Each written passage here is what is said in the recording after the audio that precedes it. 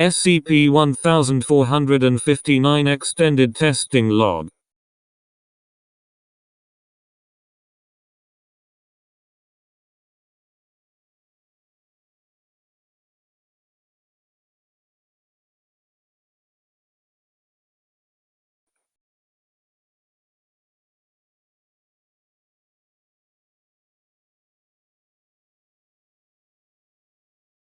Additional experiments carried out with SCP-1459. See original documentation for more details. Player, Dr. Lindquist. Statement: Sunday Night Football. Result: SCP-1459-1 remained unharmed for 4 days, during which time it was provided with food, water, and plush bedding.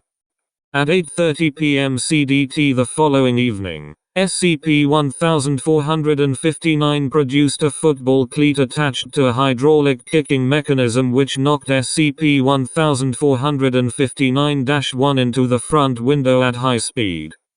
Player, Dr. Lindquist. Statement: Matricide. Result: despite being a juvenile, SCP-1459-1 displayed behavior consistent with a mature canine going into labor. Half an hour later, three unidentified creatures resembling crustaceans emerged from SCP-1459-1's vagina and proceeded to pull apart and consume the SCP-1459-1 instance. Player, Dr. Reich. Statement: Mutiny at sea. Result: SCP-1459's chamber was partially flooded with water, and a small wooden raft was produced with 2 additional instances of SCP-1459-1. The original instance of SCP-1459-1 was provided with a small tree-cornered cat, and began to bark aggressively at the other 2 instances. Both instances appeared to nod towards each other before pouncing on the original instance and forcing it underwater. The raft then capsized, causing the additional instances to drown after 8 minutes. Player, Dr. Iqbal. Statement: Assassination. Result: a robotic arm descended from SCP-1459's hatch and placed a stovepipe hat scaled to fit a juvenile canine upon SCP-1459-1's head. Several other robotic arms then emerged armed with a variety of implements and weaponry, and proceeded to stab SCP-1459-1 multiple times, bludgeon it, and orally administer at least 13 different substances in a forcible manner. While SCP-1459-1 appeared to be deceased immediately following this activity, a single robotic arm lowered from hatch 3 minutes later carrying a rifle, which was then used to shoot SCP-1459-1 in the head. Despite the presence of a single firearm and only 1 documented shot fired, a second bullet hole in SCP-1459-1's head spontaneously appeared during this time. Player, Dr. Narc. Statement: My lead skills.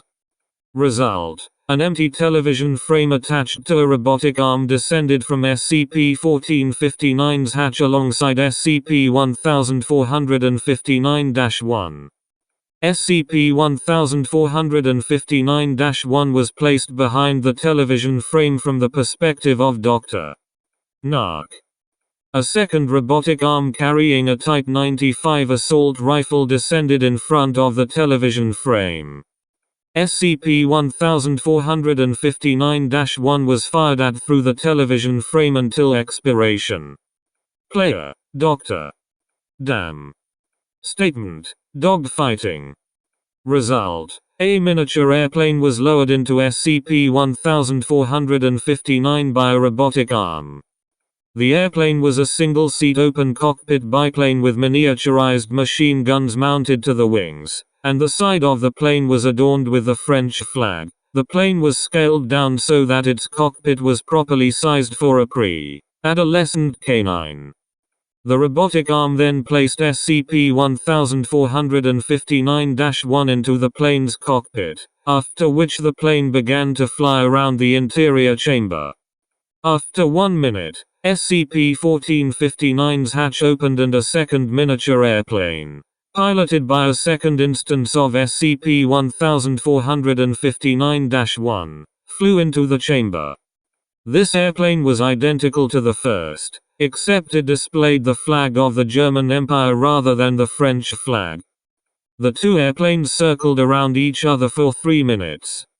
After several near collisions, the French airplane opened fire on the German airplane, damaging one of its wings. The German airplane fired back at the French airplane, shooting the plane down and killing the first SCP-1459-1 instance in the process. The German airplane then crashed, presumably due to the damage it had sustained, killing the second SCP-1459-1 instance. Player, Dr. Talon. Statement: surprise me. Result: SCP-1459 remained inactive for approximately 15 minutes. During the period of inactivity, SCP-1459-1 began moving in an agitated manner within SCP-1459. The instance was observed to look repeatedly towards the hatch in SCP-1459's ceiling. At the end of the 15-minute inactive period, the SCP-1459's hatch opened. SCP-1459-1 stopped all movement and sat down, staring fixedly at the hatch. Dr. Talon was observed to step closer to the observation windows, also staring at the hatch. After another 5 minutes of inactivity, a series of loud noises, bright lights, and frightening images typical of screamer viruses and images emanated from the hatch in rapid succession.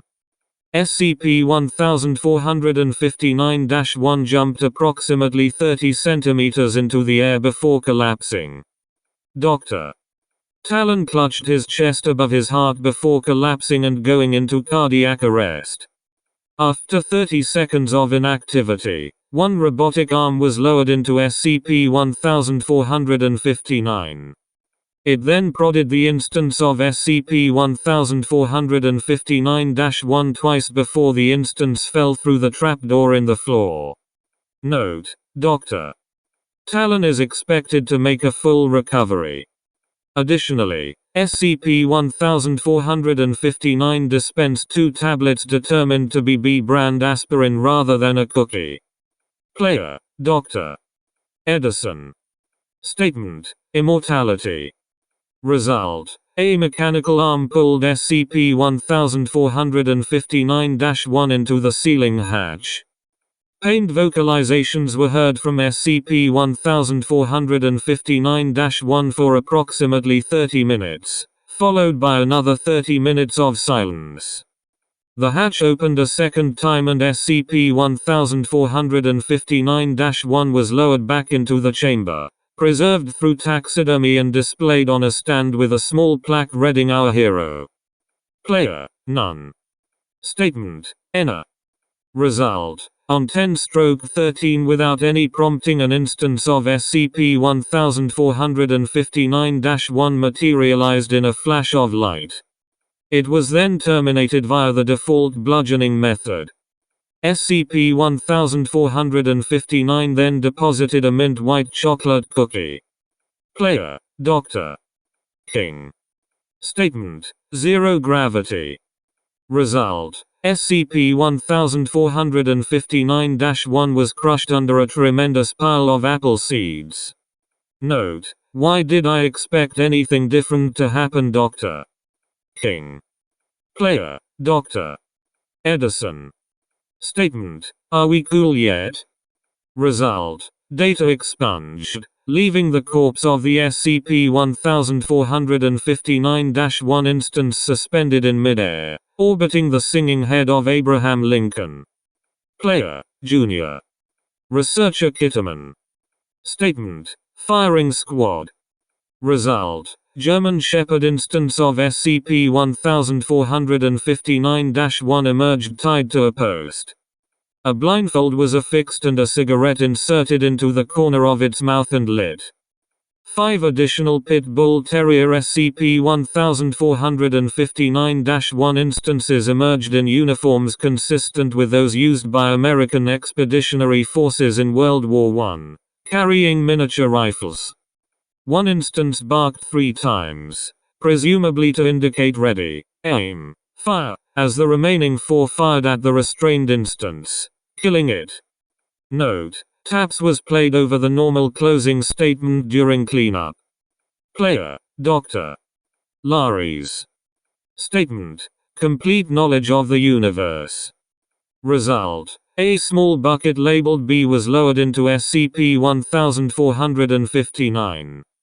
SCP-1459-1 walked over to the bucket, looked inside, and began to whine and cry. It then ran away from the bucket while still whining, smashing headfirst into one of SCP-1459's observation windows, resulting in its death. Player: Dr. Harper. Statement: Poker. Result: 5 additional instances of SCP-1459-1 were dispensed, along with a miniature poker table and chips. Each instance gathered around the table and proceeded to play a game of poker. Instances that lost all their chips were promptly beaten to death with a fireplace poker.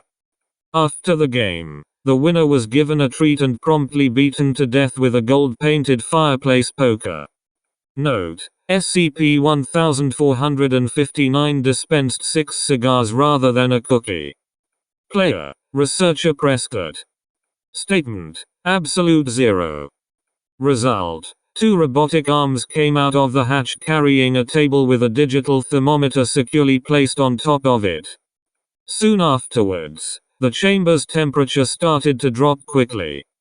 1 hour after reaching 0.01 K without further changes, SCP-1459-1 was struck with a hammer and shattered. Player: Dr. Reed. Statement: Beer. Result: 3 tubes extended from the top hatch of SCP-1459 and were inserted into the mouth and nostrils of SCP-1459-1. A yellow liquid assumed to be beer then flowed through the tubes. SCP-1459-1 displayed behavior exhibited by canines drowning for 3 minutes and 41 seconds. Player: Dr. Nepal. Statement: wrapped in a net. Result: 4 robotic arms came out of the hatch, one of which was holding a large flexible mesh of thin metal wire. The arms stretched out the mesh on each of its corners over SCP-1459-1 until all the gaps were congruent with each other. Afterwards, the arms brought the mesh down instantaneously under SCP-1459-1. The subject stood still for 3 seconds, after which all of its flesh and blood collapsed abruptly. The arms then wrapped the pile with the mesh and brought it into the hatch. Note: the cookie was dispensed in 4 perfectly cut pieces. Player: Dr. Sterling. Statement: Cannon. Result: 4 robotic arms extended from the top hatch of SCP-1459. 2 proceeded to pick up SCP-1459-1, while a third holding what appeared to be a cannon and a fourth holding a brand lighter. SCP-1459-1 was then forced into the cannon. The cannon was aimed at the front of SCP-1459 and the fuse lit by the lighter. After around 30 seconds, the cannon fired SCP-1459-1 directly towards the front panel of SCP-1459. Player: Dr. Sterling. Statement: forcible ejection from SCP-1459. Result: SCP-1459 appeared to ignore this statement, as if unaware of its classification as SCP-1459. Second test performed with SCP-1459 referred to as Winner Cookie Crane Machine resulted in same outcome. Reason hypothesized to be due to the impenetrable nature of SCP-1459. Player, Dr. Sterling. Statement: Freedom. Result: SCP-1459 played a sound effect indicating the method of extermination had previously been used. Player, Dr. Sterling. Statement: All previous methods simultaneously. Result: SCP-1459 played a sound effect indicating the method of extermination had previously been used. The sound effect continued playing for 4 hours and 25 minutes. Player, Dr. Statement: Methamphetamine. Result: A nozzle extends from the top hatch, and begins exuding pale gray smoke in copious amounts. SCP-1459-1 begins appearing agitated at around the 5-minute mark, also seems to have difficulty breathing. As the smoke fills the chamber completely, SCP-1459-1 displays signs of distress and pain, before suffering a seizure roughly 10 minutes into the test. At roughly 15 minutes, visibility within SCP-1459 is reduced, though SCP-1459-1 is still visible, wandering the interior of SCP-1459 in an irregular circle. 2 minutes later, with visibility near zero, a dull thud is heard and SCP-1459 begins self-cleaning procedure. Cause of death hypothesized to be either stroke or heart failure, based on known overdose symptoms. Note: Cookie contained clear blue shards of an unknown material, which testing later showed to simply be blue raspberry rock candy. Player, Dr. Ford. Statement: Volcano. Result: The top hatch opens. After about 5 minutes, molten lava is dispensed and falls onto SCP-1459-1, burying it completely. After a few seconds of sizzling, the lava is dumped into the bottom chute. Note: Cookie was chocolate with hot fudge filling. Player, Dr. Trend. Statement: Professional wrestling.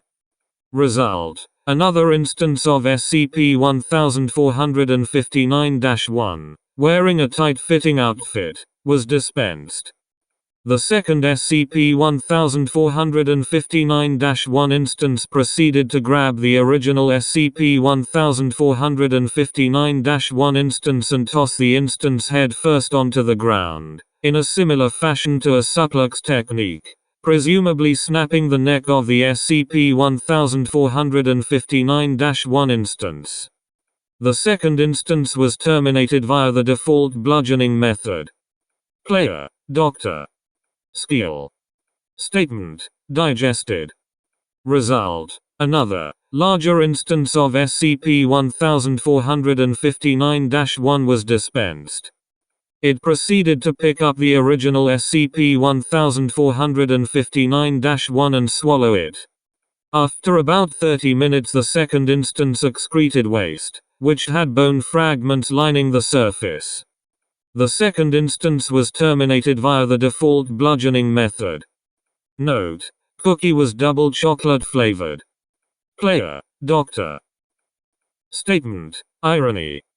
Result: The top hatch opens. After 15 minutes, a metallic tray holding 12 cookies is lowered and set before SCP-1459-1 by 2 arms. After an additional 3 minutes, instance of SCP-1459-1 proceeds to ingest cookies vigorously. SCP-1459-1 ingests 9 cookies within 2 minutes, then spontaneously combusts.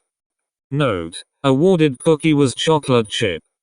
Extensive testing of cookie found no anomalous or aberrant toxins or substances except for mg more magnesium than is typical of chocolate chip cookies dispensed by SCP-1459. Player, Dr. Black. Statement: infinite regress. Result: a miniature replica of SCP-1459 falls from the top hatch, crushing the SCP-1459-1 instance. A replica of the SCP-1459-1 instance is placed within the SCP-1459 replica via a metal arm. A miniature replica of the replica of SCP-1459 falls from the top hatch of the SCP-1459 replica, crushing the SCP-1459-1 replica. This process is repeated until the SCP-1459 replicas become too small to observe. Note: cookie was dispensed after 35 days. Player, Dr. Walker. Statement: retroactive cessation of existence. Result: SCP-1459 played a sound effect indicating the method of extermination had previously been used. Note: despite the indication that this method had already been attempted, SCP-1459 dispensed a plain cookie. Player, Dr. Milo. Statement: Euthanasia roller coaster. Result: standard roller coaster track similar in appearance to the original roller coaster experiment, but of slightly larger width, constructed leading 45 degrees upwards into the ceiling trapdoor. Approximately 90 minutes later, the ceiling hole expanded.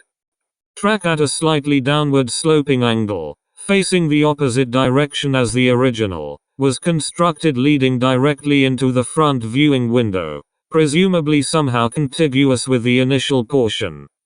SCP-1459-1 instance picked up and deposited into a roller coaster car, which immediately began to ascend along the track at a steady pace into the ceiling hole.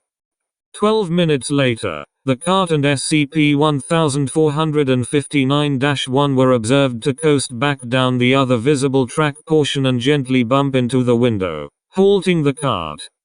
SCP-1459-1 retrieved by a robotic arm. Deceased. Note: track was dismantled, while the cleanup devices did not appear.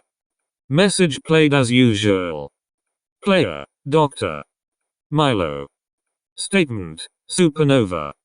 Result: after a 2-minute pause, SCP-1459-1 deposited as usual. It was then bludgeoned by robotic arms wielding an electric guitar, subsequently identified as an Epiphone supernova model, and a synthesizer keyboard, subsequently identified as an Ovation supernova model, after which the robotic arms shot it several times with a shotgun, subsequently identified as a Benelli supernova model. Note: rather than a cookie, 80 grams of radioactive ash was dispensed. Dr. Milo reassigned to paperwork, and to mandatory astronomy education. Player, Dr. Vilmau. Statement: not a dog, bludgeoning. Result: SCP-1459 played a sound effect indicating the method of extermination had previously been used. Player, Dr. Islinger, Psi-D. Statement: what? Result: SCP-1459-1 was dispensed with a collar flashing the following messages at the player. Take one puppy. Message was visible for approximately 4 seconds as SCP-1459-1 ambled around inside SCP-1459. State method of destruction. Message was visible for approximately 6 seconds while SCP-1459 played a looped sample of Dr. Islinger saying what? Puppy is then destroyed according to specified requirements. Message was visible for approximately 5 seconds before SCP-1459-1 was forcibly liquefied. Collar remained both untouched and functional, and uncovered by liquefied remains. Cookie. Message was visible for approximately 2 seconds before collar stopped displaying messages altogether and a cookie was dispensed as usual. Note: Dr. Eastlinger was not aware of SCP-1459's nature and in fact was not scheduled to be in Sector 25 at all. Cookie dispensed was Raspberry Surprise. Player: Dr. Snyder. Statement: Black Hole. Result: SCP-1459's arms spent approximately 19 hours constructing what appeared to be a miniature cyclic particle accelerator. Once completed, an instance of SCP-1459-1, Teacup Chihuahua, was dispensed in the center. The particle accelerator activated, shaking violently for several minutes before bursting open at one end, revealing a marble-sized black hole, the gravitational pull of which proceeded to draw in and crush the remains of the accelerator. SCP-1459-1 itself was quickly pulled towards the black hole before slowing down and appearing to freeze in place, with visible evidence of spaghettification on its ears and muzzle. SCP-1459-1's body slowly red-shifted to solid black before fading to complete invisibility over the course of 23 minutes. Black hole immediately dissipated afterwards. SCP-1459's main components were undamaged. Note: Cookie dispensed was made with pure, unsweetened dark chocolate 100% cocoa solids. Player: Dr. Snyder. Statement: Unfunny jokes. Result: window to SCP-1459's chamber was immediately covered by a pair of red curtains.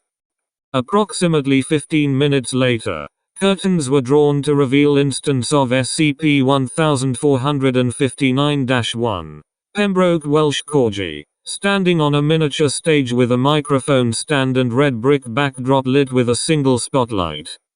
SCP-1459-1 wore only a large red and green bow tie. SCP-1459-1 barked 3 times into the microphone, then paused and looked around the chamber, as if awaiting a response. Sounds of jeering and booing were heard, followed by several mechanical arms rising up from the floor and hurling what appeared to be tomatoes at SCP-1459-1 in rapid succession, quickly pelting it to death. More tomatoes were thrown until SCP-1459-1's body was completely obscured. Corpse was quickly disposed of via a mechanical arm wielding a shepherd's crook. Note: ending message was changed to "That's the way the cookie crumbles." Small pile of cookie crumbs dispensed afterwards. Player: Dr. Snyder. Statement: Go to hell. Result: instance of SCP-1459-1, indeterminate breed, released as normal. Entire chamber glowed a deep red, followed by small flames erupting along edge of windows. Second instance of SCP-1459-1 appeared from side of chamber, much larger in size than the first instance, with a skeletal body and 3 heads, each wearing an elastic headband with small plastic devil horns. Second instance barks 6 times, one head barking twice after the other. A trapdoor immediately opens up underneath first instance of SCP-1459-1, sending it plummeting out of sight with a frightened whine.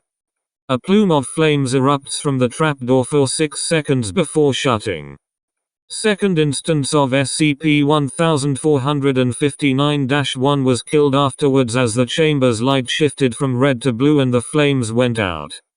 Temperatures within SCP-1459 dropped below freezing as remaining SCP-1459-1 froze to death over the course of 6 seconds, Shattered via hammer once completely frozen.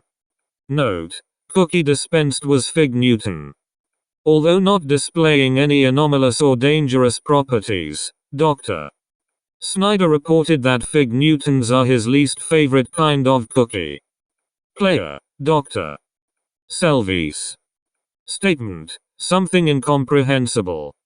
Result: a pair of mechanical hands emerged from the roof of SCP-1459, carrying a copy of Finnegan's Wake by James Joyce. Said copy was then used to bludgeon the instance of SCP-1459-1 to death. Player: Dr. Snyder. Statement: dubstep. Result: two speakers with no cables attached are lowered from the top by mechanical arms, and put on the back side of the chamber. After the mechanical arms retracted to the roof, the speakers started playing music, identified as dubstep music, with volume gradually increasing. After 20 seconds, Dr. Snyder was given protective headphones. It is hypothesized that the volume inside the chamber was an approximate 15 dB before the instance of SCP-1459-1 deceased, presumably from internal bleeding. Note: a cookie with popping candy was disposed. Player: Dr. Snyder. Statement: stretch. Result: SCP-1459 played a sound effect indicating the method of extermination had previously been used. Player: Dr. Snyder. Statement: Photoshop.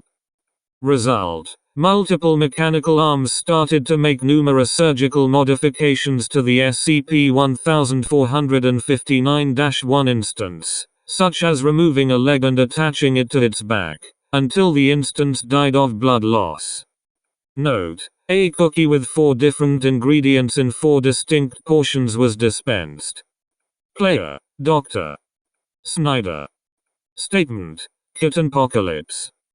Results: an unknown number of juvenile domestic felines, Felis catus, were disposed from the roof of SCP-1459, which attacked the SCP-1459-1 instance until it terminated.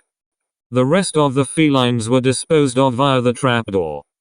Note: a short beep sound was played during the ending sequence. Player: Dr. Shiro. Statement: crushed by a triceratops ridden by Ayn Rand shouting quotes from Atlas Shrugged, also Sprach Zarathustra, and the Critique of Pure Reason. Result: SCP-1459 played a sound effect indicating the method of extermination had previously been used. Player: Dr. Shiro. Statement: the dawn of a new age. Result: a 2x8x18 black stone was lowered into the chamber along with several SCP-1459-1 instances. SCP-1459-1 instances split into 2 groups, one gathering around the stone and the other grouping in the far side of the chamber. Instances gathered around the stone spend several minutes observing it before attacking and killing the members of the other group. Surviving SCP-1459-1 instances are killed via the default bludgeoning method. Note: ending message changed to "so much for enlightenment." Fudge brownie with dimensions of 0.5x2x4.5 containing walnuts dispensed. Player: Dr. Hekula. Statement: something that I would find funny. Result: SCP-1459 slowly lowered an instance of SCP-1459-1 wearing a miniature Christmas sweater to the tune of the theme of the 1984 film Terminator. After approximately half a minute, a mechanical hand lowered a jar filled with what were tentatively identified as driver ants, Dorylus. The hand then smashed the jar on the chamber floor in front of SCP-1459-1. The ants began to bite and tear at SCP-1459-1, which attempted to escape the chamber. After 2 minutes, SCP-1459-1 collapsed, twitching. A spiked bowling ball then fell on SCP-1459-1's skull, crushing it. The bowling ball then exploded in fireworks. The remains of SCP-1459-1 and the ants were then swept up in a dustpan with a miniature broom while a sound bite of the death noise from the video game Super Mario Bros. 3 played. Confetti then rained from the ceiling of SCP-1459, and the sound of a party blower played. During all of this, Dr. Hekula was chuckling softly to himself. Note: the cookie was dispensed with a note taped on it that read, "I know you don't like cookies." The cookie was tested for any anomalous properties, but none have been identified.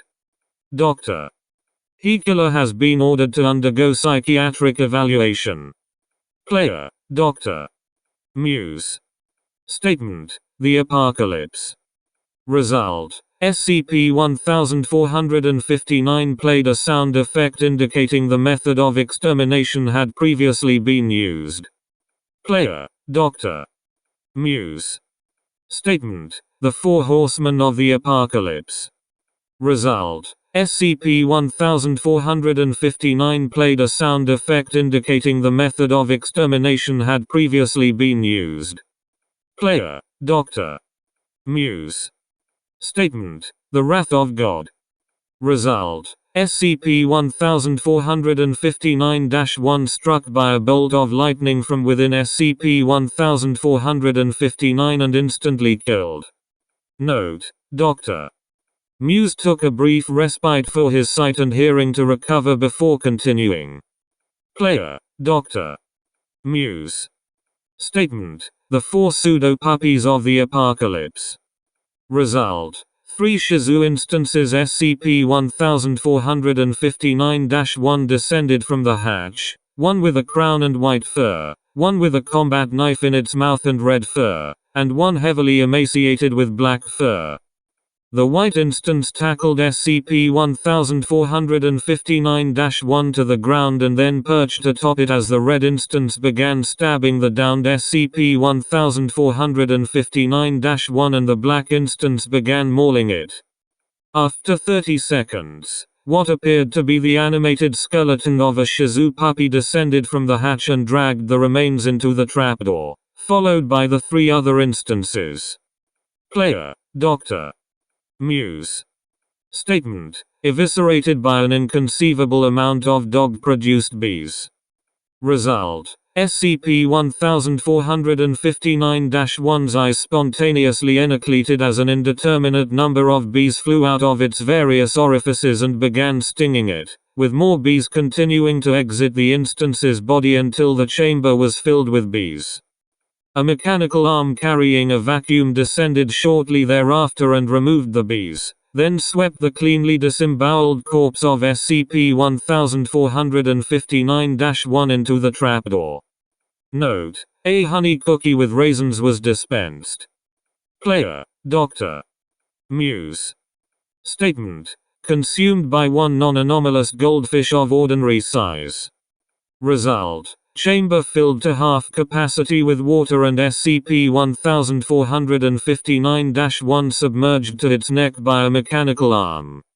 A single normal goldfish was lowered into the water and proceeded to consume SCP-1459-1 overnight.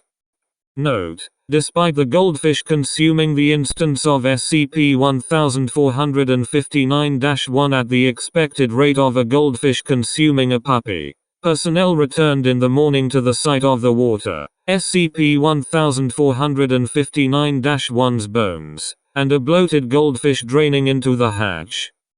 Player, Dr. Hong. Statement: Yaozhan.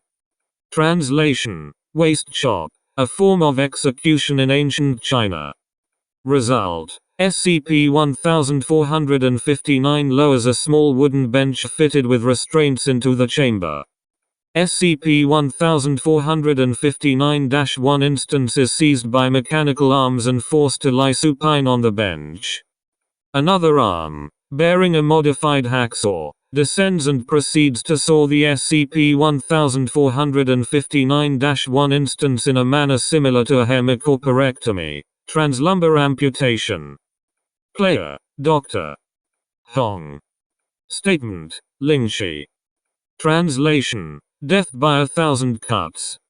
Result, as the SCP-1459-1 instance cowers prone, it is sliced by several blades on the limbs and posterior torso. SCP-1459-1 rolls over supine, common in canine body language to express submission or helplessness, and the blades continue to slice at the exposed abdomen. The last cut is to the bared throat of the SCP-1459-1 instance, severing the carotid artery and allowing the instance to expire. Player, Dr. Hong. Statement, Changsheng. Translation, long fortification, or more commonly, Great Wall. Result, after a 1-minute interval, SCP-1459 produces a folding table and laptop, scaled down so as to be commensurate with the provided SCP-1459-1 instance. The laptop is seen to display various content currently censored by the mainland Chinese government, including websites dedicated to pornography, the Taiwanese government, the Dalai Lama, and pro-democracy movements. SCP-1459 then produces 3 more instances of SCP-1459-1 wearing the uniform of the Public Security Bureau, which proceed to attack and kill the first instance. Note, I was not expecting that. Forgot it could mean the Great Firewall. 2. Dr. Hong. Player, Dr. Hong. Statement, Wanli Changsheng. Translation, 10,000 league long fortification, more commonly referred to as the Great Wall of China. Result, 12 instances of SCP-1459-1 are released, along with tools and building materials that include stone, brick, earth, and wood. Instances proceed to build a scale model of a portion of the Great Wall of China complete with battlements, garden signal towers, barracks, and stairways. The work is clearly strenuous and hazardous. All but one of the SCP-1459-1 instances die during construction, the last collapsing and appearing to expire soon after completion. A 13th SCP-1459-1 instance, released after the completion of the wall, whines upon seeing the other deceased instances and jumps off the parapet of the highest tower, dying on impact. Note, now that's more like it, Dr. Hong. Player, Dr. Morgenstern. Statement, Fifth Church. Result, 1 instance was released, which transformed into a miniature clone of actor Robert Downey Jr. Instance proceeded to vomit thick, black smoke from its mouth for 12 minutes before transforming back. SCP-1459-1 seemed to suffer no ill effects. A pair of mechanical hands emerged from SCP-1459 ceiling with a copy of Dianetics by L. Ron Hubbard, which was used to bludgeon SCP-1459-1 to death. Note, cookie dispensed was mint and in a star shape.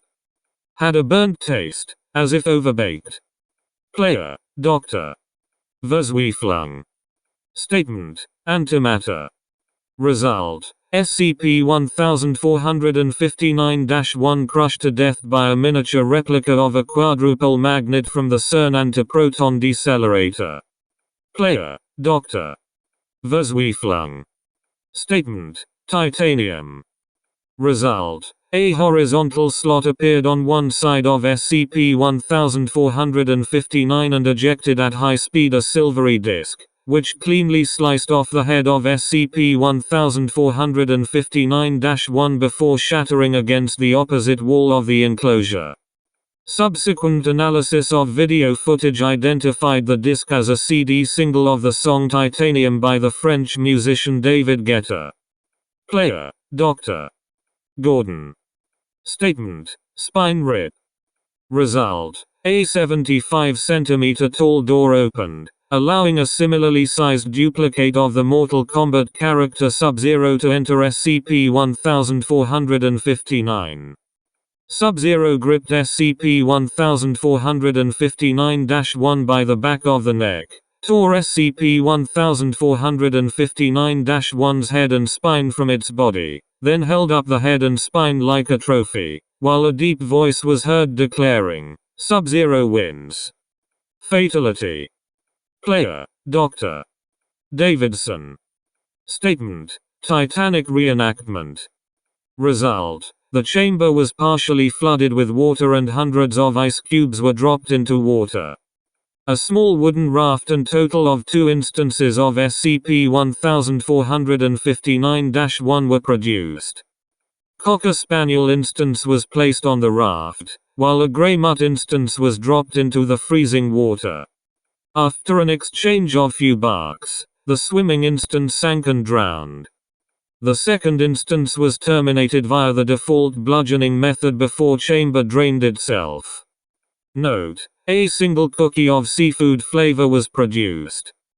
Player: Dr. Davidson. Statement: 300 reenactment. Result: 2 instances of SCP-1459-1 were produced and the bottom chute automatically opened. Both instances bark at each other. One then gave 3 loud, distinctive barks and pounced the other instance into the open chute. The remaining instance was terminated via the default bludgeoning method. Player: Dr. Davidson. Statement: puppy centipede. Result: 1 Shiba Inu instance of SCP-1459-1 and 2 Cocker Spaniel instances of SCP-1459-1 were produced. A mechanical arm then proceeded to data expunged. The middle instance was then terminated via the default bludgeoning method. Note: 2 cookies were produced, resembling chocolate chip cookies, but with corn instead of chocolate chips. Player: Dr. Davidson's assistant. Statement: Jesus Christ. Statement uttered in shock after hearing an explanation of SCP-1459's function. Result: several instances of SCP-1459-1 were produced. Mechanical arms then placed 3 upright standing crosses in the middle of the chamber and crucified 3 of the instances, 1 to each cross. SCP-1459 then produced a scalpel-sized polyam and one of the mechanical arms poked the side of the instance bolted to the middle cross, while another arm equipped the same instance with a thorn crown. All 3 instances were terminated 6 hours later due to their injuries. All remaining instances were terminated via the default bludgeoning method. Note: 3 cookies were produced, 1 of them dipped in wine. According to security footage, days later SCP-1459's bottom chute opened on its own and an instance of SCP-1459-1 identical to the instance bolted to the middle cross crawled out of the chute 15 minutes later. SCP-1459 proceeded to its default bludgeoning method of instance termination. Player: Dr. Gallagher. Statement: Dr. Gallagher did not state a method, and instead screamed inarticulately for the entirety of the 15-second countdown. Result: after a single instance of SCP-1459-1 was produced, a miniature version of Dr. Gallagher manifested, and proceeded to bludgeon the SCP-1459-1 instance in a manner similar to SCP-1459's default method of termination, while screaming at approximately 100 dB for 5 minutes. Note: the cookie produced was of the chocolate chip variety. Testing revealed it to contain toxic amounts of capsaicin. Player, Research Assistant Taylor. Statement, Time Travel. Result, SCP-1459 played a sound effect indicating the method of extermination had previously been used. Player, Research Assistant Taylor. Statement, a different method of time travel. Result, SCP-1459 played a sound effect indicating the method of extermination had previously been used. Player, Research Assistant Taylor. Statement, a method of time travel which has never been used by the winner cookie machine to kill a puppy. Result, SCP-1459 played a sound effect indicating the method of extermination had previously been used. Player, Dr. John. Statement, emptying the recycle bin. Result, a trash bin was dispensed then emptied into a trapdoor, despite being already empty. SCP-1459 then proceeded to default bludgeoning method. Player, Dr. B. Statement, the power of rock.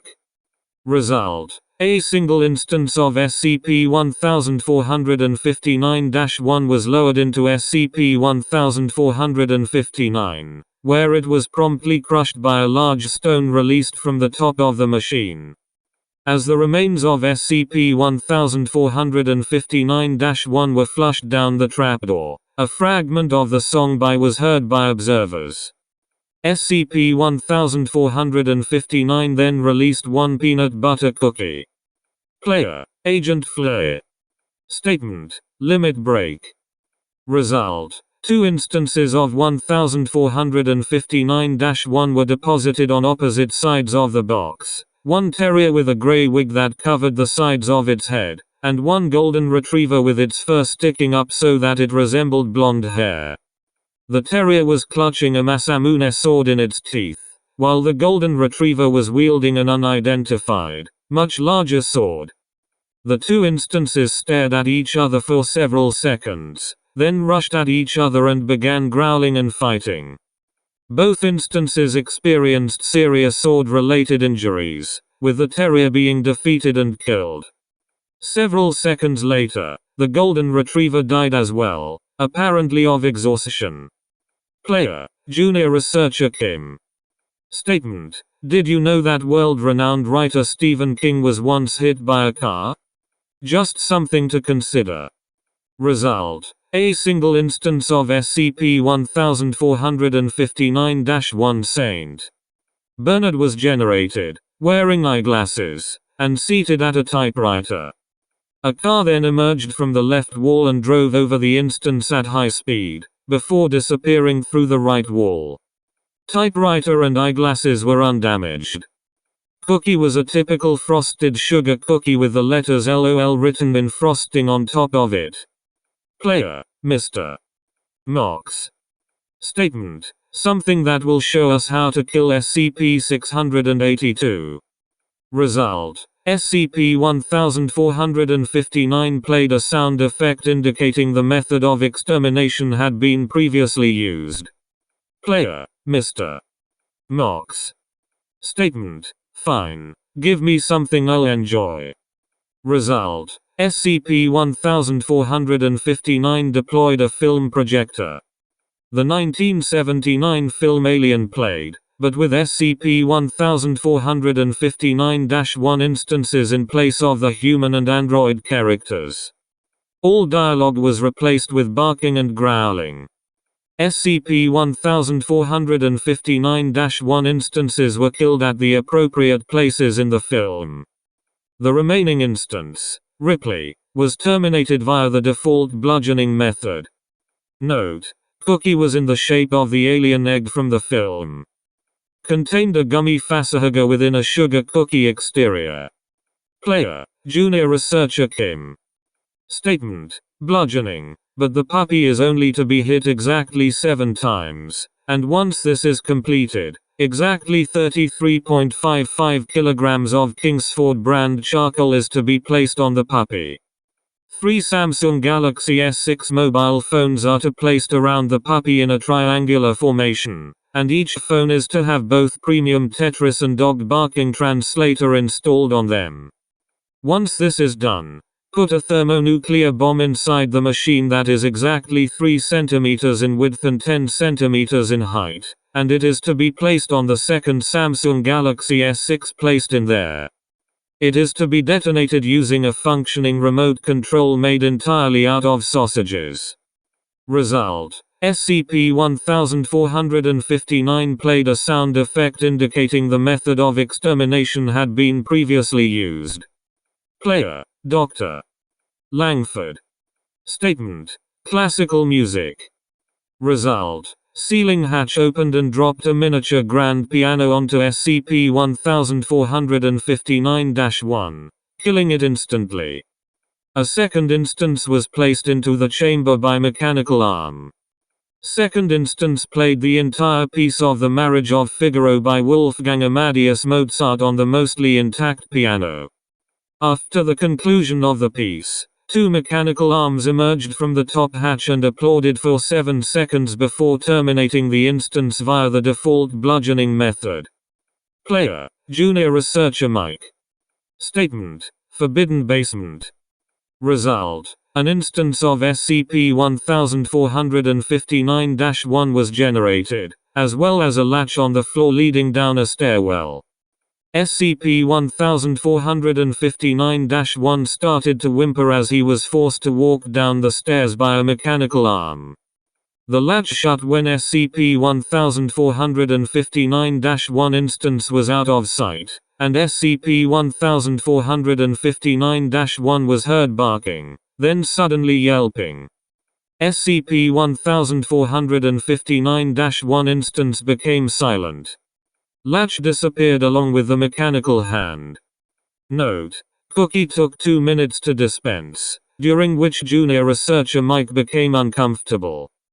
Cookie flavor was hard to determine, but testing concluded that it was a vegan diet style cookie. Player: Dr. Chris Oxmoran. Statement: a 4-sided triangle. Result: an instance of SCP-1459-1 was generated, and immediately beaten to death with a 4-sided triangle. Note: dispensed cookie was in the shape of a 4-sided triangle. Player: Junior Researcher Jenkins.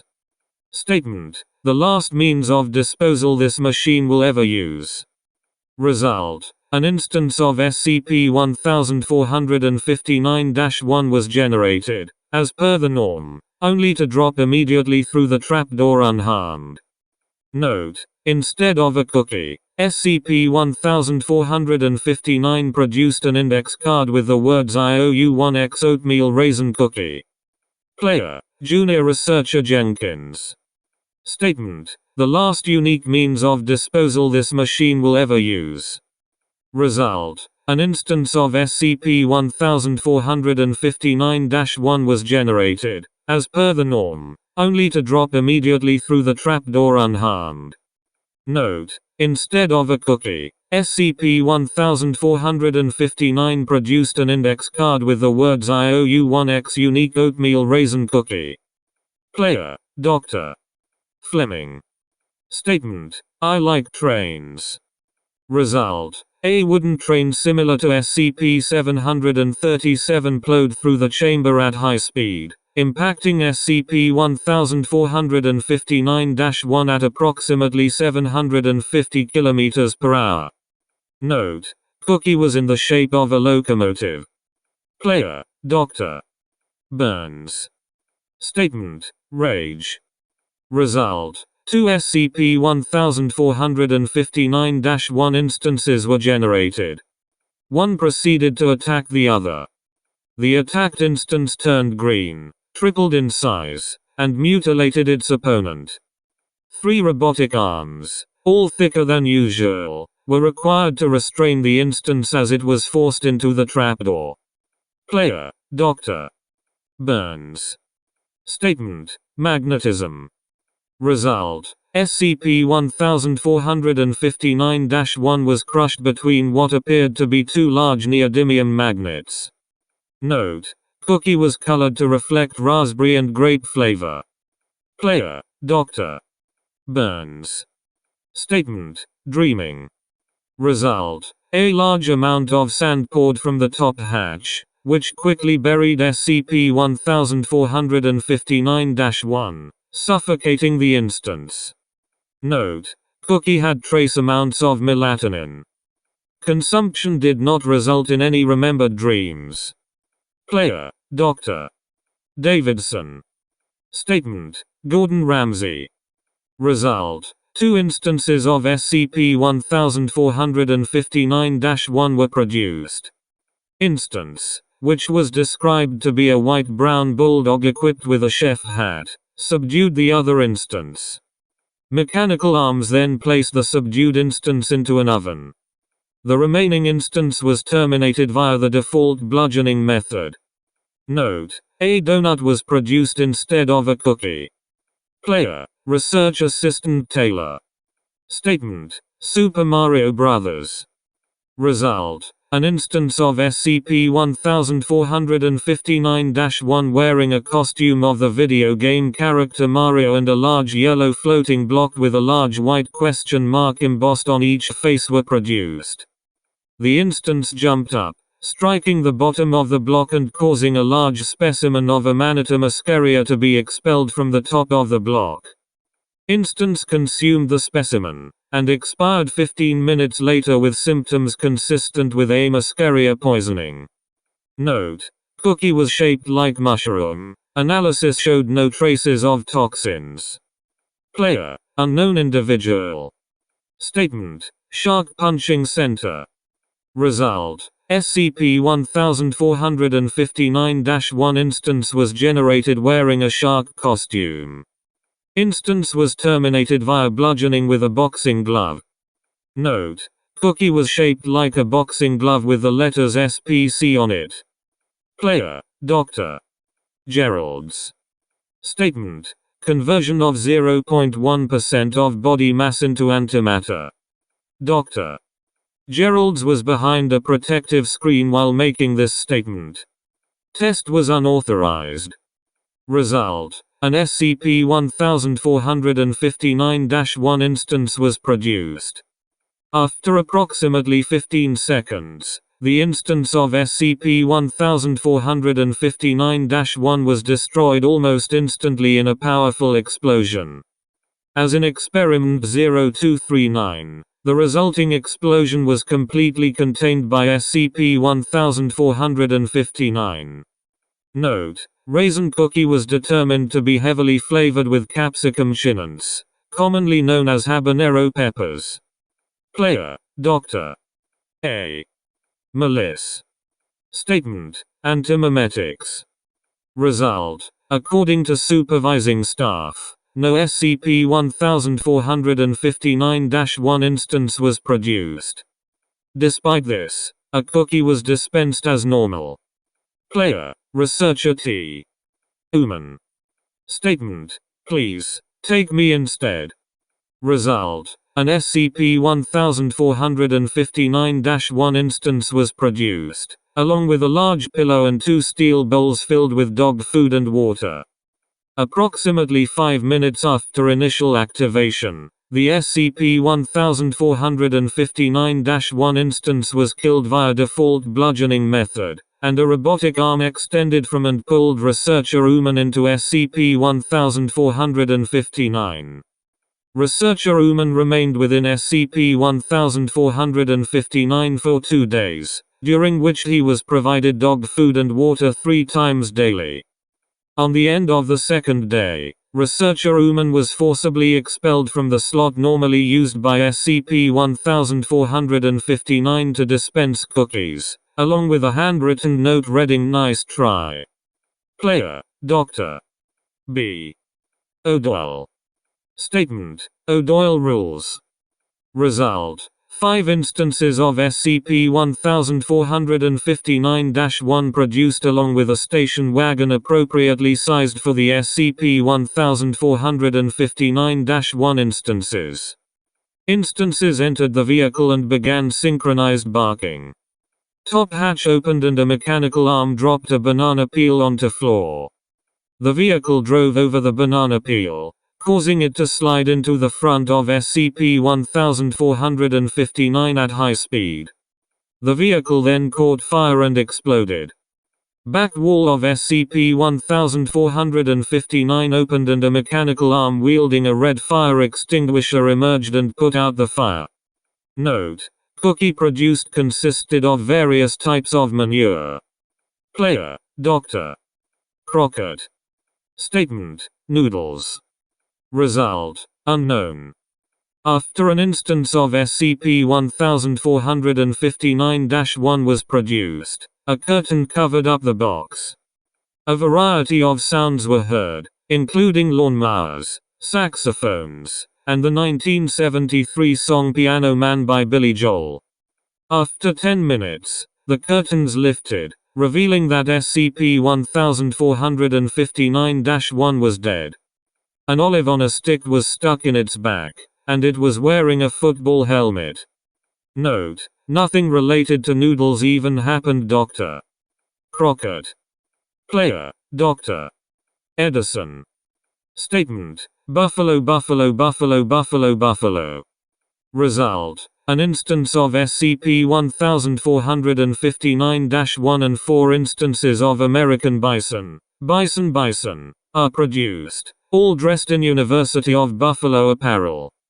2 of the bison then proceed to headbutt and cajole the other 2 bison, leading to them accidentally trampling the SCP-1459-1 instance.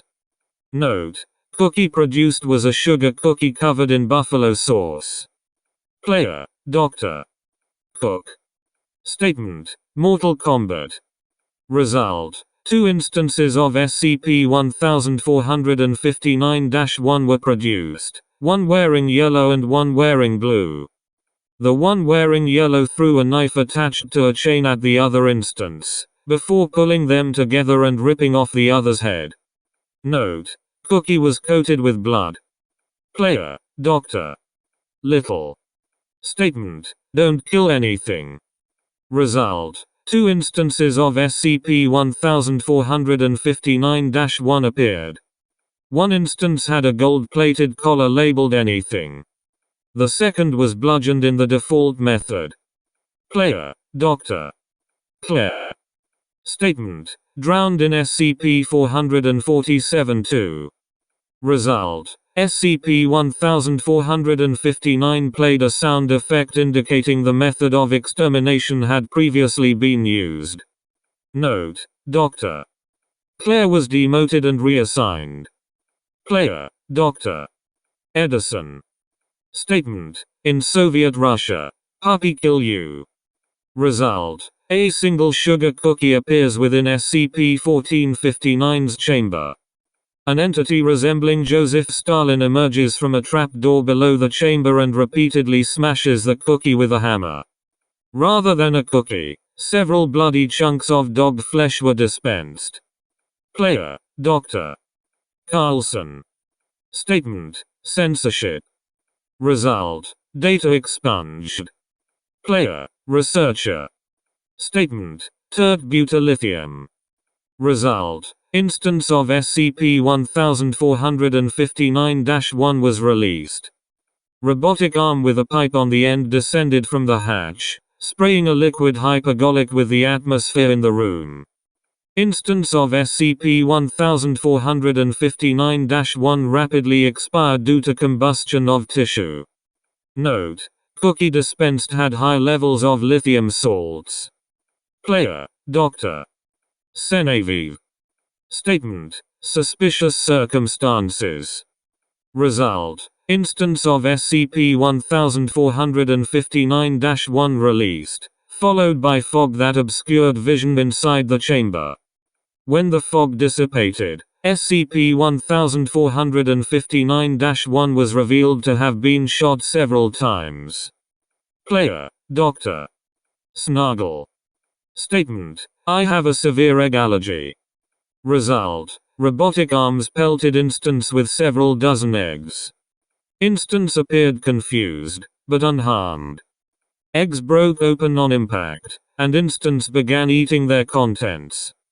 After several minutes, instance became distressed and began clawing at its face, then began experiencing difficulty breathing, and eventually suffocated. Note: cookie dispensed had no traces of eggs. Player: Dr. Reynolds. Statement: World War III. Result: an instance of SCP-1459-1 Boston Terrier, wearing a cowboy hat and a US flag cape, was released on the left-hand side of the machine, alongside a miniaturized LGM-30 Minuteman III missile. Shortly thereafter, a second SCP-1459-1 instance, Black Russian Terrier, wearing a red Army Ushanka, was released on the right-hand side of the machine, alongside a miniaturized SS-18 missile. Both instances proceeded to bark at each other for 15 minutes, after which both missiles launched themselves at the opposing instances. The resulting nuclear detonations were completely contained by the machine. Note: dispensed cookie was decorated with frosting arranged to make the hazard symbol for ionizing radiation. Analysis showed it to contain trace amounts of iodine-131. Player: Dr. Westrin. Statement: Metaphysics. Result: an instance of SCP-1459-1 was released. After approximately 20 minutes, the instance received injuries consistent with being bludgeoned with a hammer. No cookie was dispensed. Player: Dr. Westrin. Statement: Pataphysics. Result: a robotic arm extended from SCP-1459 and, through unknown narrative methods, proceeded to bludgeon the SCP-1459-1 instance in the metaphysics experiment. It is currently unclear how this was accomplished. Note: the word meta was written in frosting on the cookie. Player: Dr. Crockett. Statement: Stupidity. Result: 3 instances of SCP-1459-1 appeared. 2 of the instances were wearing custom dog-fitted shirts, reading "Vaccines are death injections and God hates, expletive removed," respectively. The 2 shirted instances, by SCP-1459-1B and C respectively, with the shirtless instance being A, proceeded to bark at SCP-1459-1A for 15 minutes. Throughout the 15 minutes, SCP-1459-1A appeared distressed, covering its ears and attempting to ignore SCP-1459-1B and C.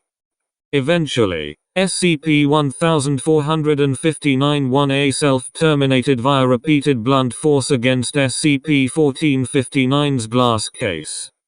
SCP-1459-1B and C were terminated via the standard bludgeoning method.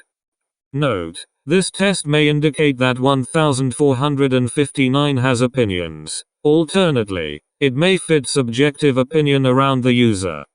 Honestly can't blame the little guy. I'd probably have done the same. Dr. Crockett.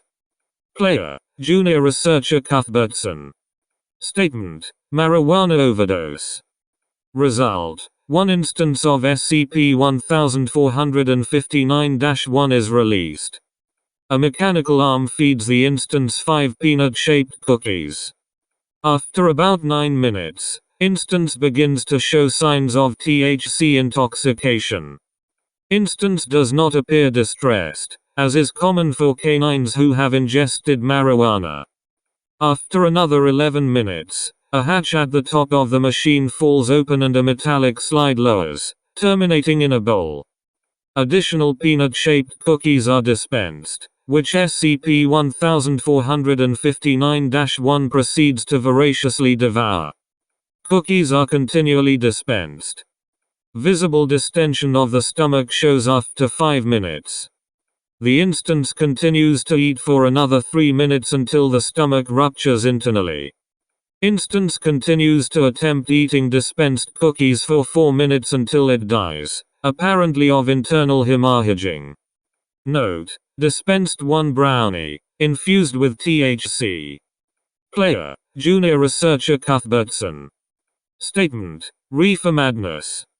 Result: 3 instances of SCP-1459-1 are released. A mechanical arm feeds 1 instance, Habai a single peanut-shaped cookie. After 4 minutes, instance begins to show the following symptoms: dilated pupils, reduced motor skills, loss of balance, excessive drooling, heavy panting, and distressed vocalizations. After 2 minutes, the remaining instances, Habai B and C, approach SCP-1459-A. SCP-1459-A proceeds to yelp and stagger away from SCP-1459-B and C. After fleeing for 3 minutes, SCP-1459-A begins to show signs of aggression, growling, barking, and baring its teeth. SCP-1459-A begins to viciously attack SCP-1459-B. SCP-1459-C attacks SCP-1459-A, but the instance does not appear to notice until the termination of SCP-1459-B. While SCP-1459-A has suffered significant damage, it has little difficulty terminating SCP-1459-C. SCP-1459-A dies of blood loss from its sustained injuries after 5 minutes. Note: dispensed 1 brownie, infused with THC and approximately 10 mg PCP. Player: Dr. Carlson. Statement: Salachian pugilism. Result: the machine releases a single instance of SCP-1459-1 before filling with water. It then releases a small entity resembling an anthropomorphic shark armed with boxing gloves. The shark-like entity proceeds to bludgeon SCP-1459-1 until it perishes, at which point it swims back into the ceiling hatch. The water is then drained, and the deceased SCP-1459-1 is removed as normal. The dispensed cookie contains small amounts of chum. Note: Dr. Carlson displayed extreme anger throughout this test, seeming particularly outraged by the punching behavior of the shark-like entity. Any further shark-related incidents involving Dr. Carlson are to be reported to the site director immediately. I want Carlson under constant surveillance. If those shark-punching idiots can infiltrate us, then God only knows what the real threats are. Getting away with Site Director G. Player: Researcher Garnier. Statement: do your worst. Result: data expunged. Note: Researcher Garnier and other researchers present administered amnestics and sent to psychological counseling. The cookie produced by SCP-1459 was in an advanced state of decomposition. Player: Researcher Risotti. Statement: Agincourt. Result: a man in the garb of a 13th century English longbowman manifests and shoots SCP-1459-1 with an arrow, impaling it. The bowman then leaves through the floor hatch. Note: instead of a cookie, SCP-1459 produced a miniature baguette. Player: Researcher Risotti. Statement: Weebury.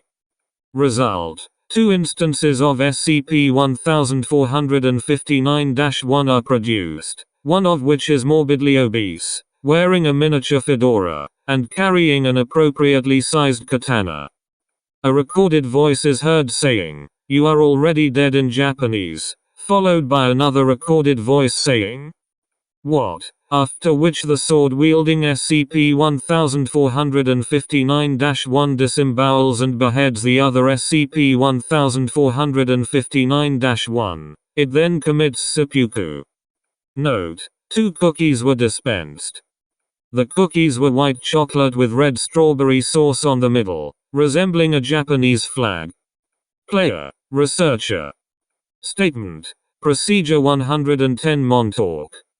Result. SCP-1459-1 harmlessly removed through the hatch. A slightly different version of the default ending message. You are definitely going to hell for this. Plays. Note. 1.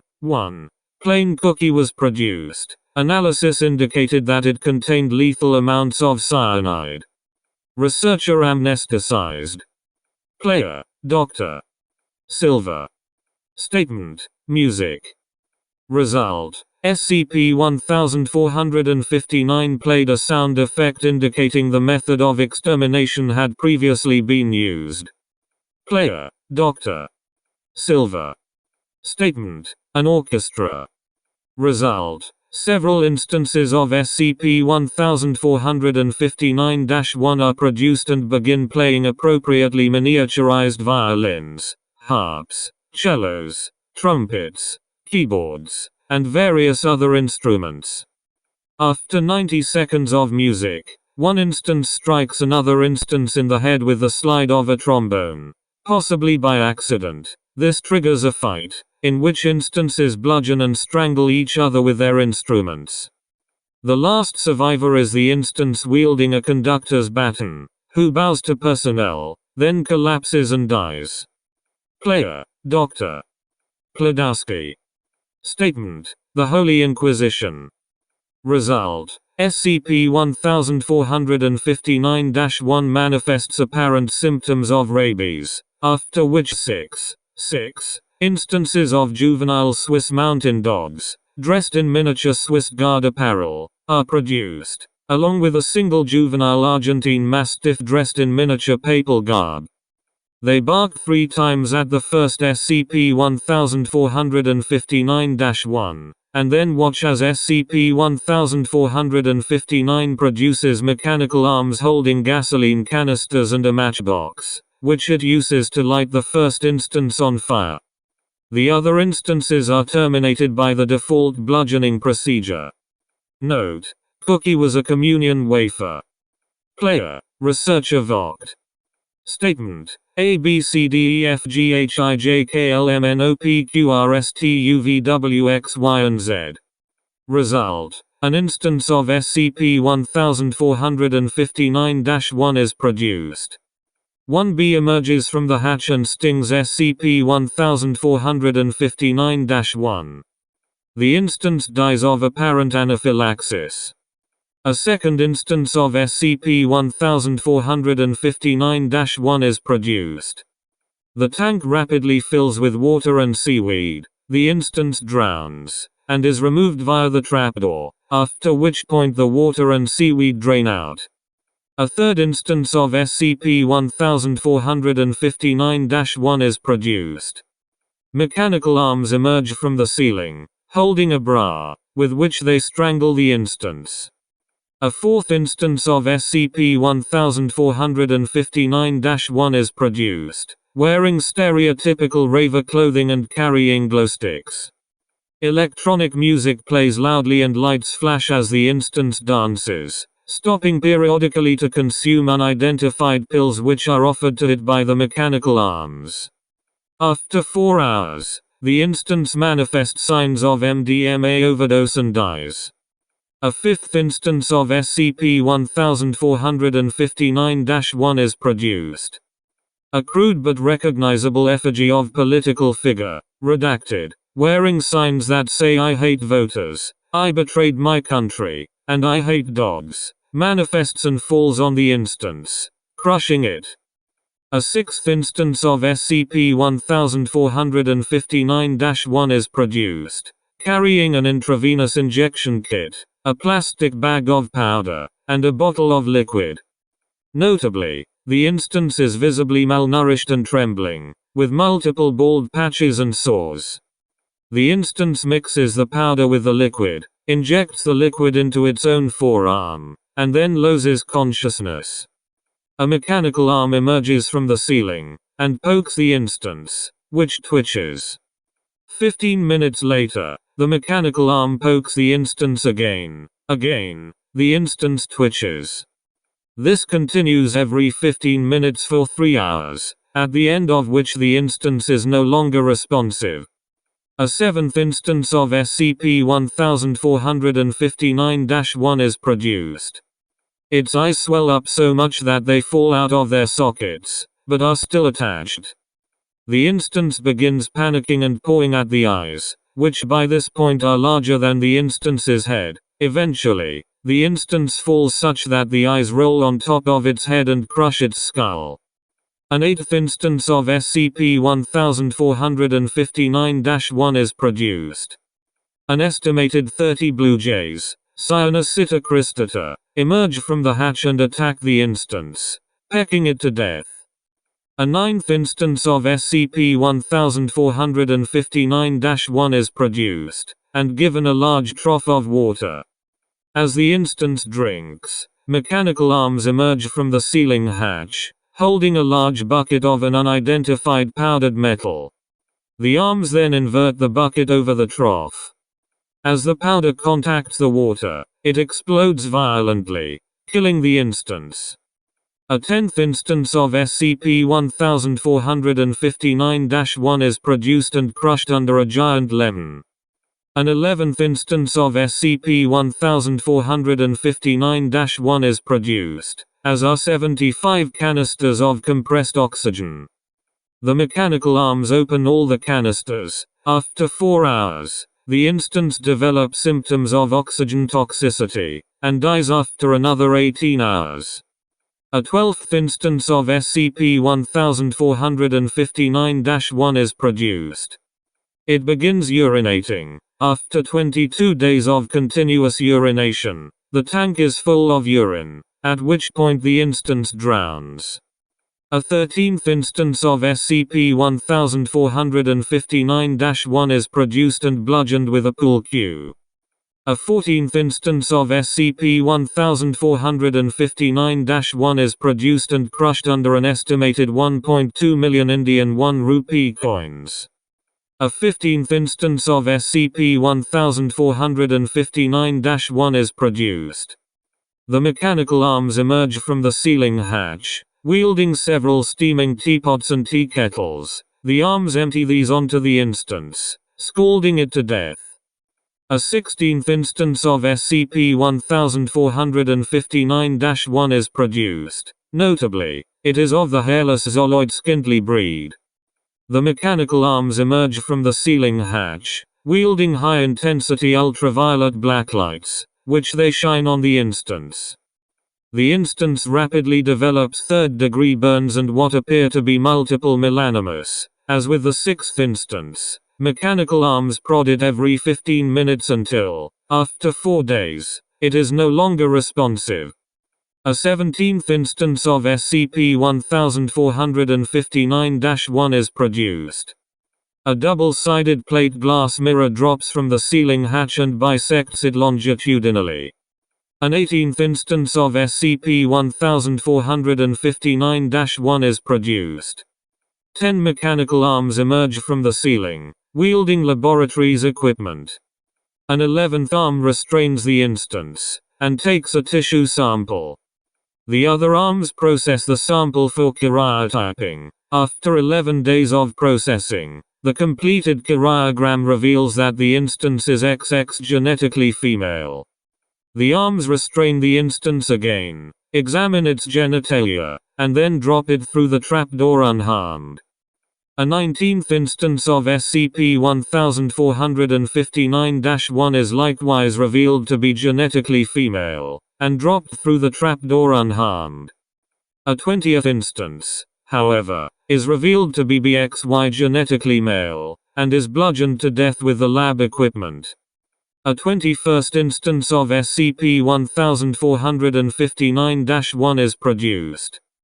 A man identified as American actor Douglas Fairbanks, 1883 to 1939, manifests, wearing the cloak, sombrero, and mask, and wielding the sword, from his portrayal of the character Zorro. Notably, Zorro was known for using a sword to slice a Z into walls as a signature. Fairbanks draws the sword, and slices a Z into the instance, which exsanguinates. Fairbanks then drops the sword, removes the sombrero and mask, takes a jar of cookies from under his cloak, and eats 21 cookies one by one, staring silently at observers the whole time.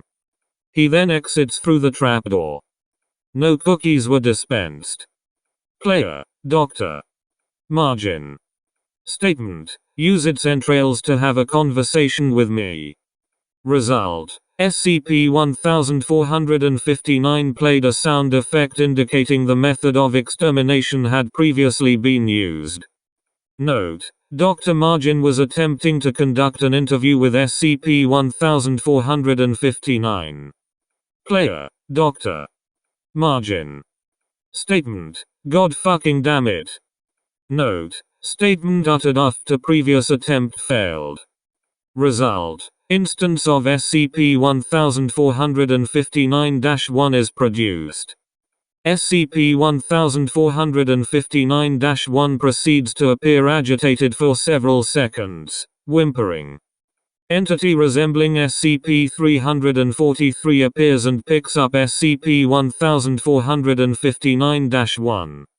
The bottom hatch opens, from which the sounds of whining and burning can be heard. Entity resembling SCP-343 lifted SCP-1459-1 over its head before throwing it violently into the hatch while screaming "fuck you." Entity then exited through the top hatch. Note: SCP-343 manifested immediately afterwards, took the cookie dispensed, ate it, and demanifested. When subsequently asked why it had done this, SCP-343 declined to answer. I really hate this job sometimes. Still, interesting result, Dr. Margin. Player, Dr. Griswold. Statement: someone who knows how to kill SCP-682. Result: SCP-1459 played a sound effect indicating the method of extermination had previously been used. Player, Dr. Lucas. Statement: something which cannot kill SCP-682. Result: a man wearing the uniform of a Foundation security guard emerges, wielding a shotgun. He fires repeatedly at the instance, missing each time. Once his ammunition is exhausted, he attempts several times to bludgeon the instance with the shotgun, but again misses each time. The instance is then terminated by the default bludgeoning method.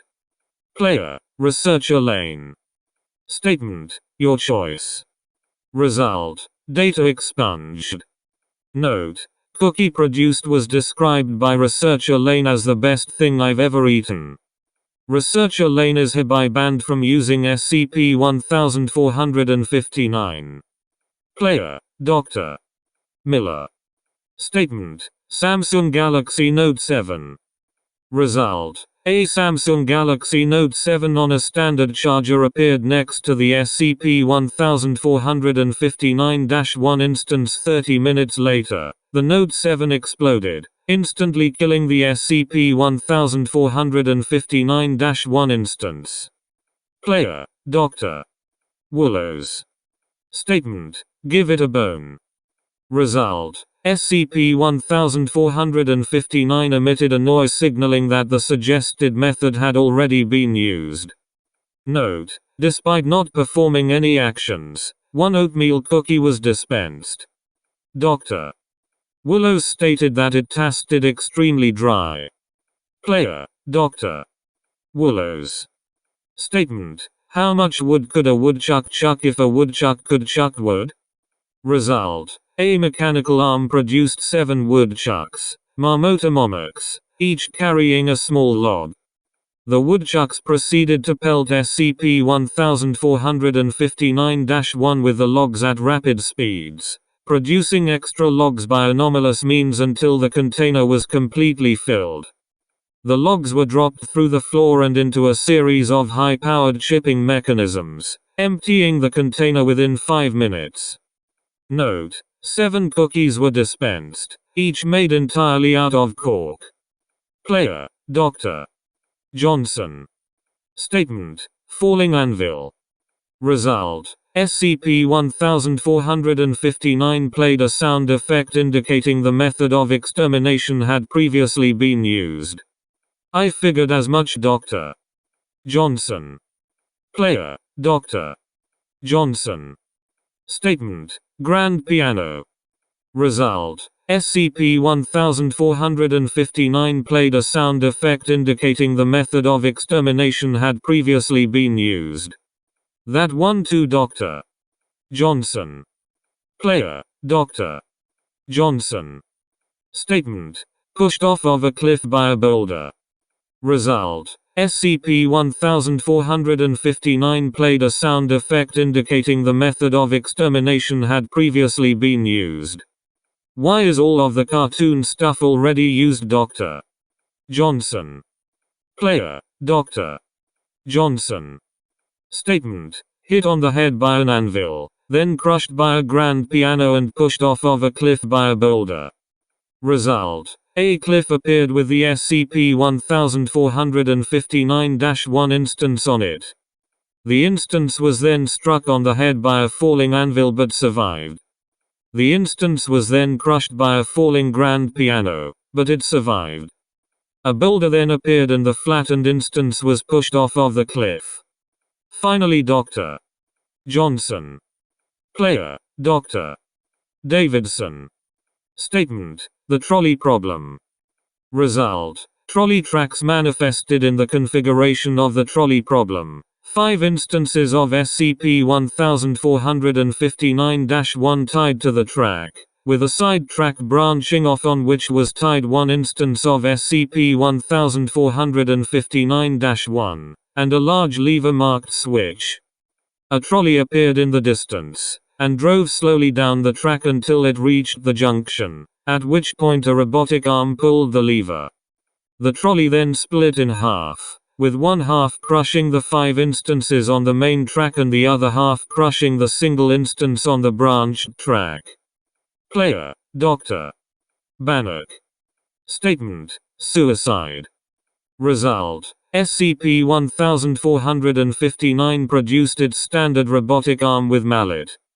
The SCP-1459-1 instance took the mallet from the robotic limb and proceeded to bludgeon itself with it for 15 minutes, until it was terminated. Player, Dr. Bannock. Statement: enlightenment.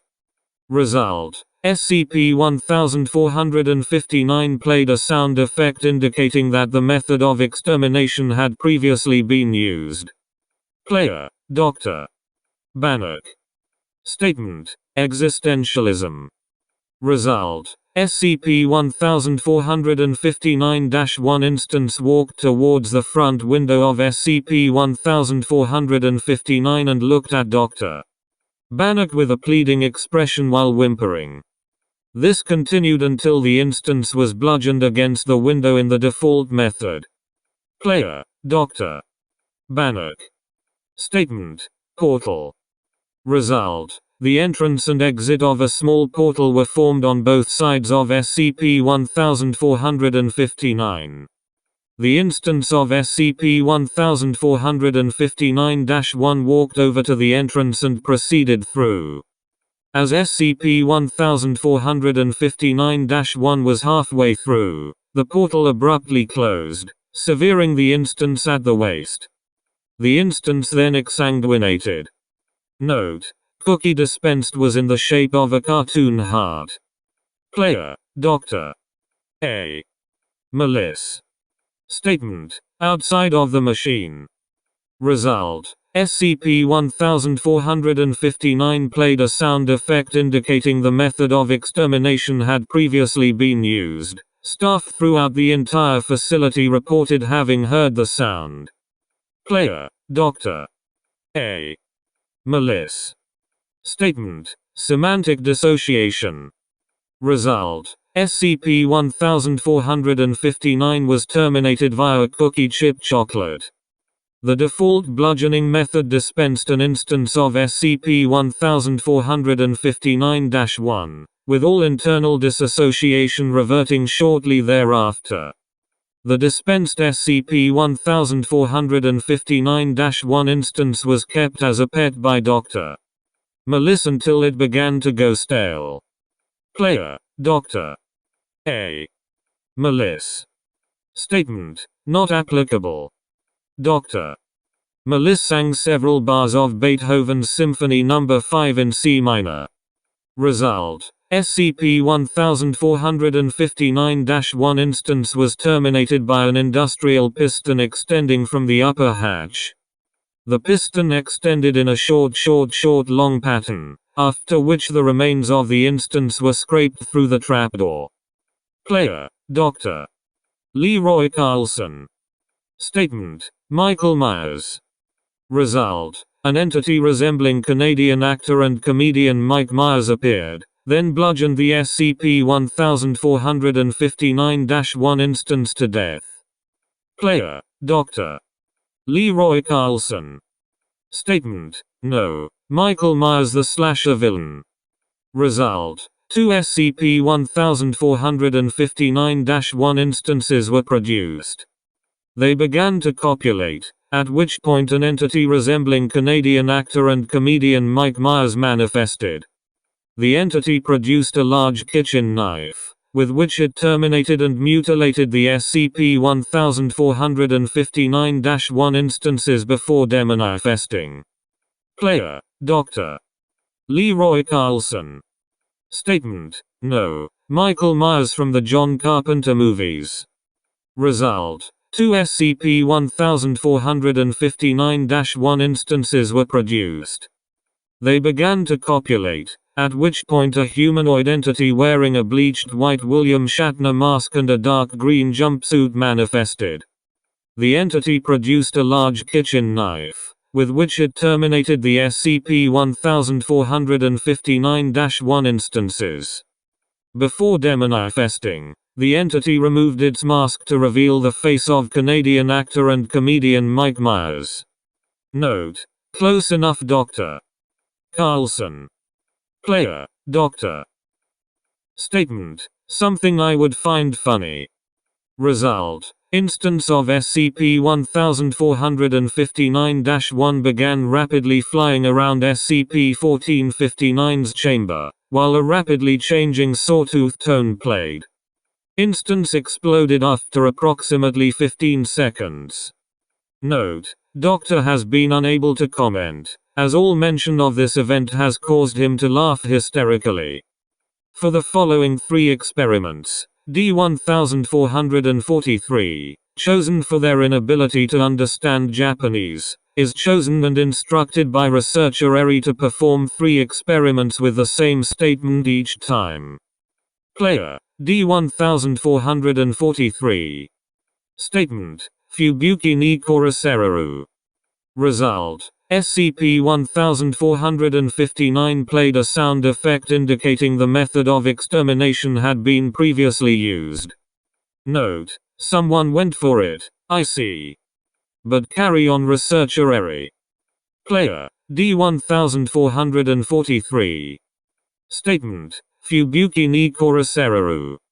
Result: an anomalous ship, which lacks a propeller but instead has at least 100 feet with which it walks, fires all its guns upon SCP-1459-1.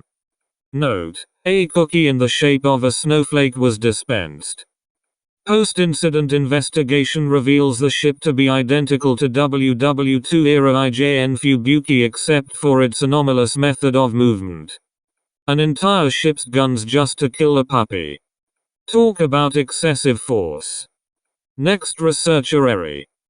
Player, D-1443. Statement: Fubuki ni Koraseru. Result: a young woman in a Foundation uniform, her hair tied in a short ponytail, fires a Foundation standard issue pistol at SCP-1459-1. Note: a cookie in the shape of a different snowflake from the second experiment was dispensed. Post-incident investigation reveals the woman to be similar to a female Site-17 security officer who is not aware of SCP-1459's properties and, in fact, has never visited Sector 25. The security officer and researcher Eri have never met. Now that was just out of the blue. Researcher Eri. Player, Dr. Cleveland. Statement: Saddam Hussein collapsed. Result: a statue of Saddam Hussein falls over the SCP-1459-1 instance, crushing it.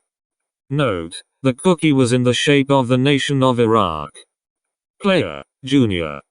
Researcher Gregorius. Statement: Prime Directive.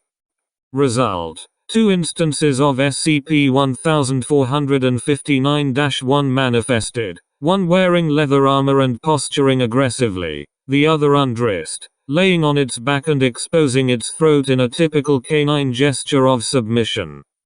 A third instance, wearing a version of the Federation captain's uniform from Star Trek: The Next Generation manifested, accompanied by the visual and auditory effects which the series used to indicate teleportation. This instance shook its head, and then demanifested with the same visual and auditory effects.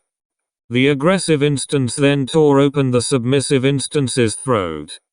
The submissive instance exsanguinated, after which the aggressive instance was executed via the default bludgeoning method.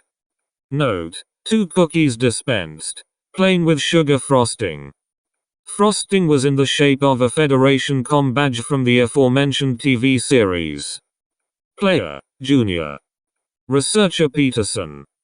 Statement: OI-class scenario. Result: 1 instance of SCP-1459-1 appeared, and was subjected to several forms of seemingly fatal trauma, including the default bludgeoning method, evisceration, at least 3 distinct types of explosion, and what is believed to be an instance of minor spaghettification as a result of exposure to a black hole, surviving all of these. After half an hour, a switchblade was produced and used to finally execute the SCP-1459-1 instance. Note: 5 cookies dispensed, 4 chocolate chip cookies, and 1 fortune cookie. The fortune inside read not in this timeline, buddy. Player, Dr. Sheath. Statement: linear acceleration. Result: a sound played from SCP-1459 indicating that this method had previously been used. Player, Dr.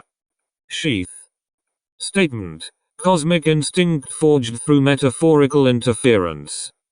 Result: a sound played from SCP-1459 indicating that this method had previously been used. Player, Dr. Sheath. Statement: something brand new. Result: a sound played from SCP-1459 indicating that this method had previously been used. Player, Dr. Sheath. Statement: not applicable. Dr. Sheath made guttural throat sounds while clapping repeatedly. Result: a sound played from SCP-1459 indicating that this method had previously been used. Player, Dr. Sheath. Statement: gun. Result: a mechanical arm brandished a Remington 870 shotgun at SCP-1459-1 for approximately 10 seconds, before using the shotgun to terminate SCP-1459-1 via bludgeoning. Player, Junior Researcher Jacob Hernandez accompanied by Junior Researcher Samantha Fisher. Statement: sans Undertale. Result: 2 instances of SCP-1459-1 manifested within the chamber, 1 normal, and 1 skeletal but animate. The skeletal instance's left eye socket began to glow blue, before the apparent direction of gravity within SCP-1459 began to shift violently, not affecting the skeletal instance but killing SCP-1459-1 through blunt force trauma. After SCP-1459-1 was deceased, a second SCP-1459-1 instance manifested in its place and underwent the same process as the original. This cycle recurred 37 total times before a kitchen knife manifested near the ceiling of SCP-1459 and fell onto the skeletal instance, which collapsed into dust. Notes: 37 heart-shaped cookies of the cinnamon variety with butterscotch chips, as well as the ingredients to make a 38th, were dispensed. Player, Dr. Branter. Statement: everyone is dead. Result: a dead instance of SCP-1459-1 manifested. The robotic arms prodded, shook and palpated it for several minutes, then attempted to perform cardiac massage, but eventually pushed the instance through the trapdoor. Note: God damn it, Dr. Branter. Player, Dr. Branter. Statement: everyone is dead except Kirby. Result: an instance of SCP-1459-1 was deposited. The instance exhibited signs of anxiety for seconds, before abruptly being vaporized by a luminous beam. Note: 7.3 kilograms of ash was dispensed. That's more like it, but where's my cookie, Dr. Branter? Player, Researcher Fujiwara. Statement: Hakuto Hyakutsuken. Result: two robotic arms punched the instance of SCP-1459-1 exactly 100 times in the span of 6 seconds. Instance was seemingly unharmed for approximately 7 seconds, after which its head and abdomen swelled rapidly before exploding and covering the walls with blood. Note: Nanny Doctor. Player, Researcher Fujiwara. Statement: Z.A. Wirudo. Result: instance of SCP-1459-1 produced along with an analog clock. A voice was heard shouting the word, at which point the instance froze in place and the clock ceased functions. 1515. Daggers descended from the top hatch before freezing in midair, followed by a road roller which also froze in midair. Robotic arms rapidly punched the road roller, forming several dents and moving it further down towards the instance. A voice was heard saying, "And so, time flows again," after which the instance was skewered by the daggers and crushed by the road roller which, then exploded. Clock remained intact and resumed normal functions. Player, Dr. Manister. Statement: pulled apart as slowly and painfully as possible. Result: the front panel of SCP-1459 temporarily opened long enough for the SCP-1459-1 instance to escape. After a quarantine period, it was entrusted to the care of Wilson's Wildlife Solutions. Note: 1 graham cracker was dispensed, decorated with a list of nearby churches written in tuna-flavored icing. Player, Dr. Hadley. Statement: Homestuck. Result: 12 instances of SCP-1459-1 were dispensed, wearing plastic horns of various sizes and shapes, each bearing a Western zodiac sign in a certain color. After approximately 30 seconds, the Capricorn instance was given several weapons by a robotic arm and began to bludgeon, slash, and stab other instances to death. Each instance's blood was colored according to its sign. This continued until the Cancer instance used its paw to lightly tap Capricorn's muzzle several times, apparently calming it. A white ball was then dispensed. The ball exploded, terminating the remaining instances. Notes: the cookies dispensed were shaped like pumpkins and had question marks on them. D8A expunged. Dr. Circuit. Player, Dr. Kakandi. Statement: death by Virgil. Result: A second instance of SCP-1459-1, Bearded Collie, was dispensed along with the first. The second instance had a short blue jacket on and held a knife in its jaw. A robotic arm held down a speaker above the chamber. Second instance proceeded to attack the first instance for while the speaker commented on its effectiveness. After 15 minutes, the second instance turned away from the first and dropped the knife, at which point the first instance exploded. Another 15 minutes passed and the second instance was beaten to death with what appeared to be a cane. Note: the cookies dispensed had "Smoke in Sexy Style" written on them in red frosting and are pending anomalous analysis. I should make this more clear next time, Dr. Kakandi. Player: Dr. Kakandi. Statement: Death by Gospel. This is a substitute for the word Virgil. Dr. Kakandi. Result: a group of 13 instances were dispatched, along with 6 pews, a pedestal, and a small book. One instance stood behind the pedestal, held the book aloft, and barked for 13 hours as the other instances howled in response. All instances collapsed of exhaustion shortly thereafter. Note: 13 communion wafers were dispensed instead of cookies. There we go. I was looking for something more akin to this, Dr. Kakandi. Player: Dr. Redmond. Statement: Delete System 32. Result: an apparently stillborn instance of SCP-1459-1 was produced. For several minutes, mechanical hands attempted resuscitation. The movements became more and more agitated, then smacked the instance several times and pushed it through the trapdoor. Note: instead of a cookie, 1 tablespoon of flour was dispensed. Player: Dr. Tyler. Statement: Random crit. Result: 2 instances of SCP-1459-1, A and B, were produced. SCP-1459-A wore a red coat with 2 orange symbols depicting rockets on the sleeves and a bandolier with 3 grenades.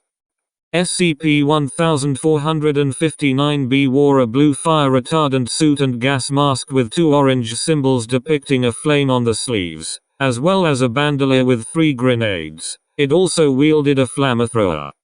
All clothes and weapons were consistent with the art style of the video game Team Fortress 2. SCP-1459-B ignited SCP-1459-A, but SCP-1459-A launched a rocket, which shot red bolts of electricity. It impacted with SCP-1459-B, reducing it to little more than a pile of blood and organs. SCP-1459-A howled, apparently in triumph, but soon succumbed to the fire. Player: Dr. White. Statement: Dr. White said SCP-68 and was abruptly punched in the mouth by the attending security guard. Result: a SCP-1459-A instance was produced. A figure made of metal wire in the crude shape of a dog appeared and touched the SCP-1459-A instance, causing it to die via an electric shock. The metal figure was then destroyed via the standard bludgeoning method. Note: Dr. White is banned from further testing with SCP-1459. Player: Dr. Ash. Statement: Death Ray. Result: a SCP-1459-A instance was produced and the chamber was filled with water. A whiptail stingray, Dasyatidae family, with a white marking shaped like a canine skull on its skin, swam out of the bottom hatch and stung the SCP-1459 instance. Player: Dr. Ash. Statement: Stingray. Result: a SCP-1459-A instance was produced.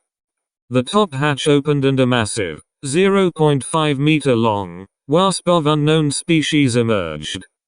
The SCP-1459-1 instance became greatly distressed and started whimpering and pawing at the side of the chamber.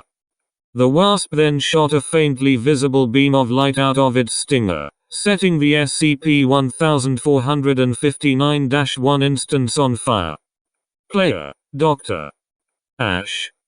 Statement: tortured to death in the Crowlist. Most disgusting, most twisted, most humiliating, most traumatic, and most painful way possible.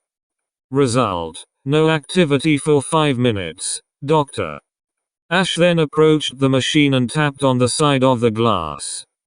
A few seconds later a sound played from SCP-1459 indicating that this method had previously been used. Player, Dr. Walker. Statement: killed in the least painful and traumatic way possible. Result: a SCP-1459-A instance was produced. The top hatch opened and started releasing a pale orange gas. Upon inhaling the gas, the SCP-1459-A instance seemed to become excited and started panting and wagging its tail.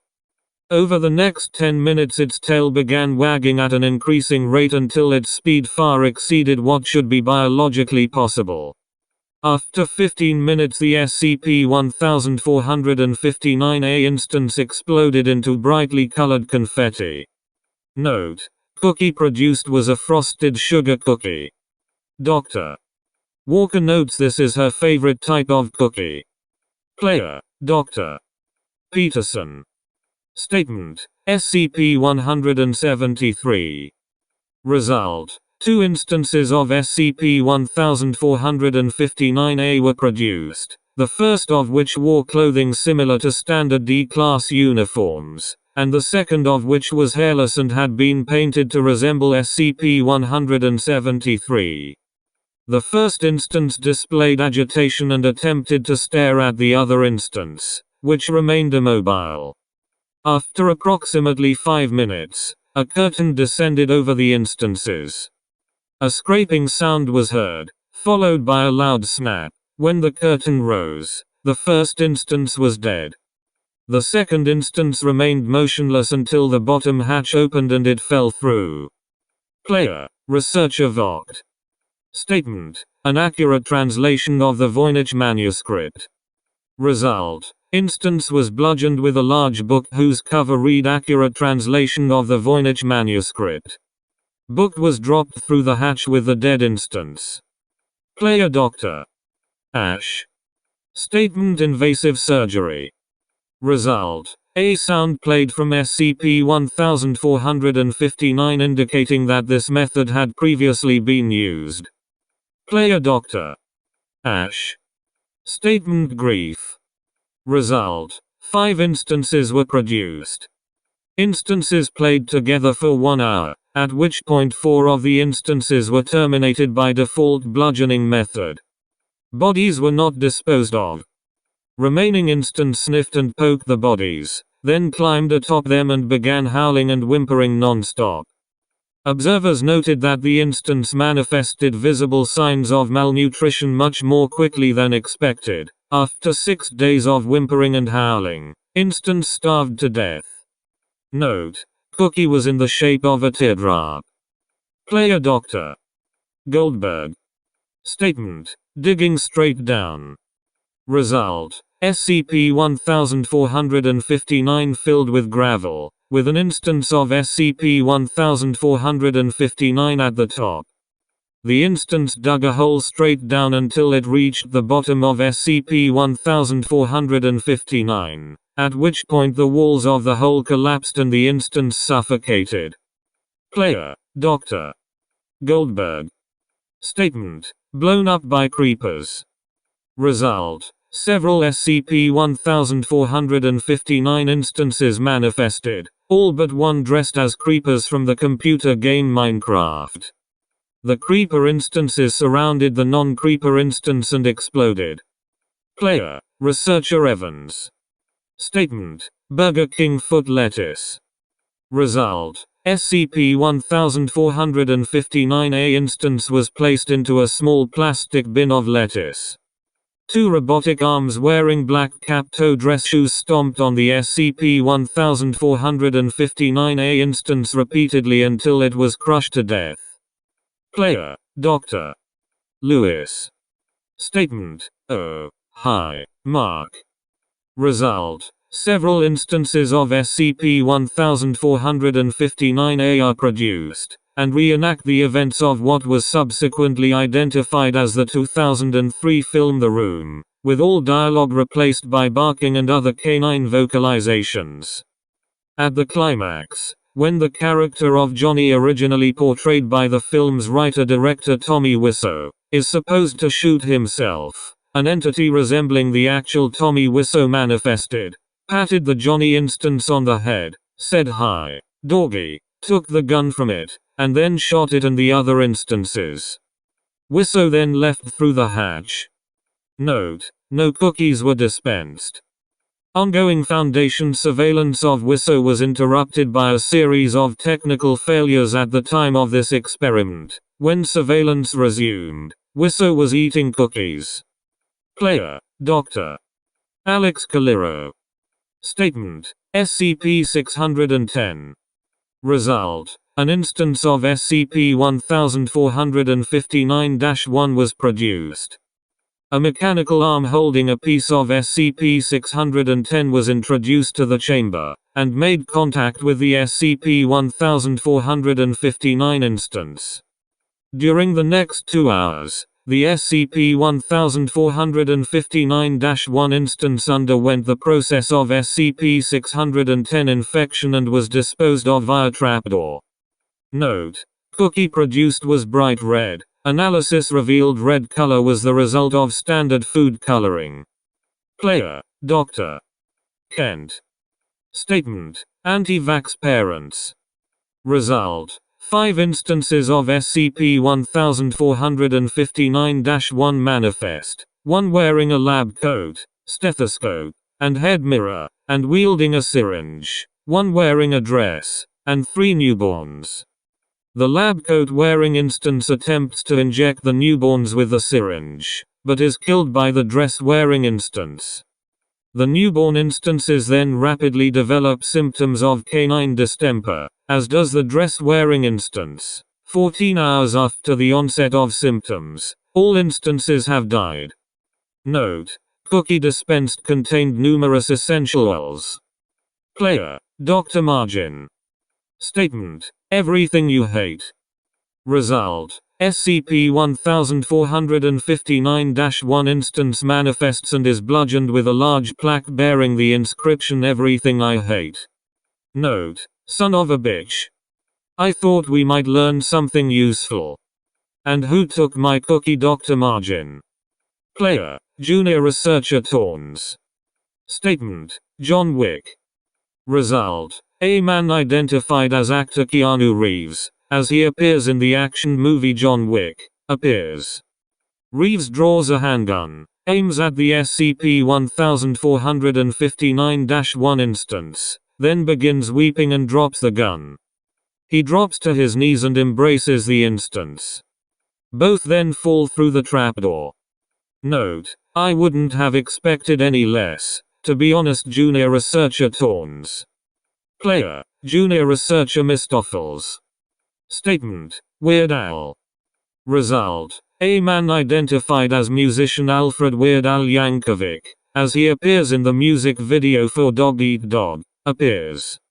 Weird Al proceeds to perform the song Dog Eat Dog with a band consisting of instances of SCP-1459-1.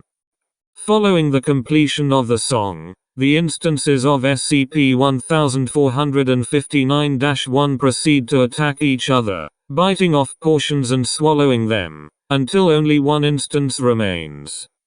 Weird Al then proceeds to consume the last remaining SCP-1459-1 instance in the same manner as the others, before leaving through the trapdoor. Note: Jesus fucking Christ. If you like a famous person, do not put their name in this. I can't listen to Weird Al the same way ever again. Junior Researcher Mistoffels. Player, Dr. A. Malice. Statement, acausality. Result, a noise indicating this method had already been attempted. Player, Dr. A. Malice. Statement, none. Result, a cookie is dispensed, and a deceased instance of SCP-1459-1 rises from the trapdoor to the upper hatch of the machine, spontaneously animating partway through its ascent. Dr. Malice then speaks the word acausality for the second time. Player, Dr. Clef. Statement, something I would do. Result, redacted. Note, you know what? I'm going to get Connie to use this thing. Dr. Clef. By unanimous decision of the O5 Council, Dr. Kondraki is banned from use of SCP-1459. O5. Player, Dr. Margin. Statement, something that will never happen. Result, SCP-1459-1 is bludgeoned with a copy of Half-Life 3. Note, Dr. Margin's cookie has still not been found. Player, Dr. Sakamoto. Statement, Metroid. Result, a green, jellyfish-like creature latches onto the SCP-1459-1 instance, causing it significant distress as the creature proceeds to drain its bodily fluids. The creature detaches itself from the instance and floats up the top hatch. The instance, now a withered husk, disintegrates into dust. Note, cookie emanated bright purple glow and had a rejuvenating effect on Dr.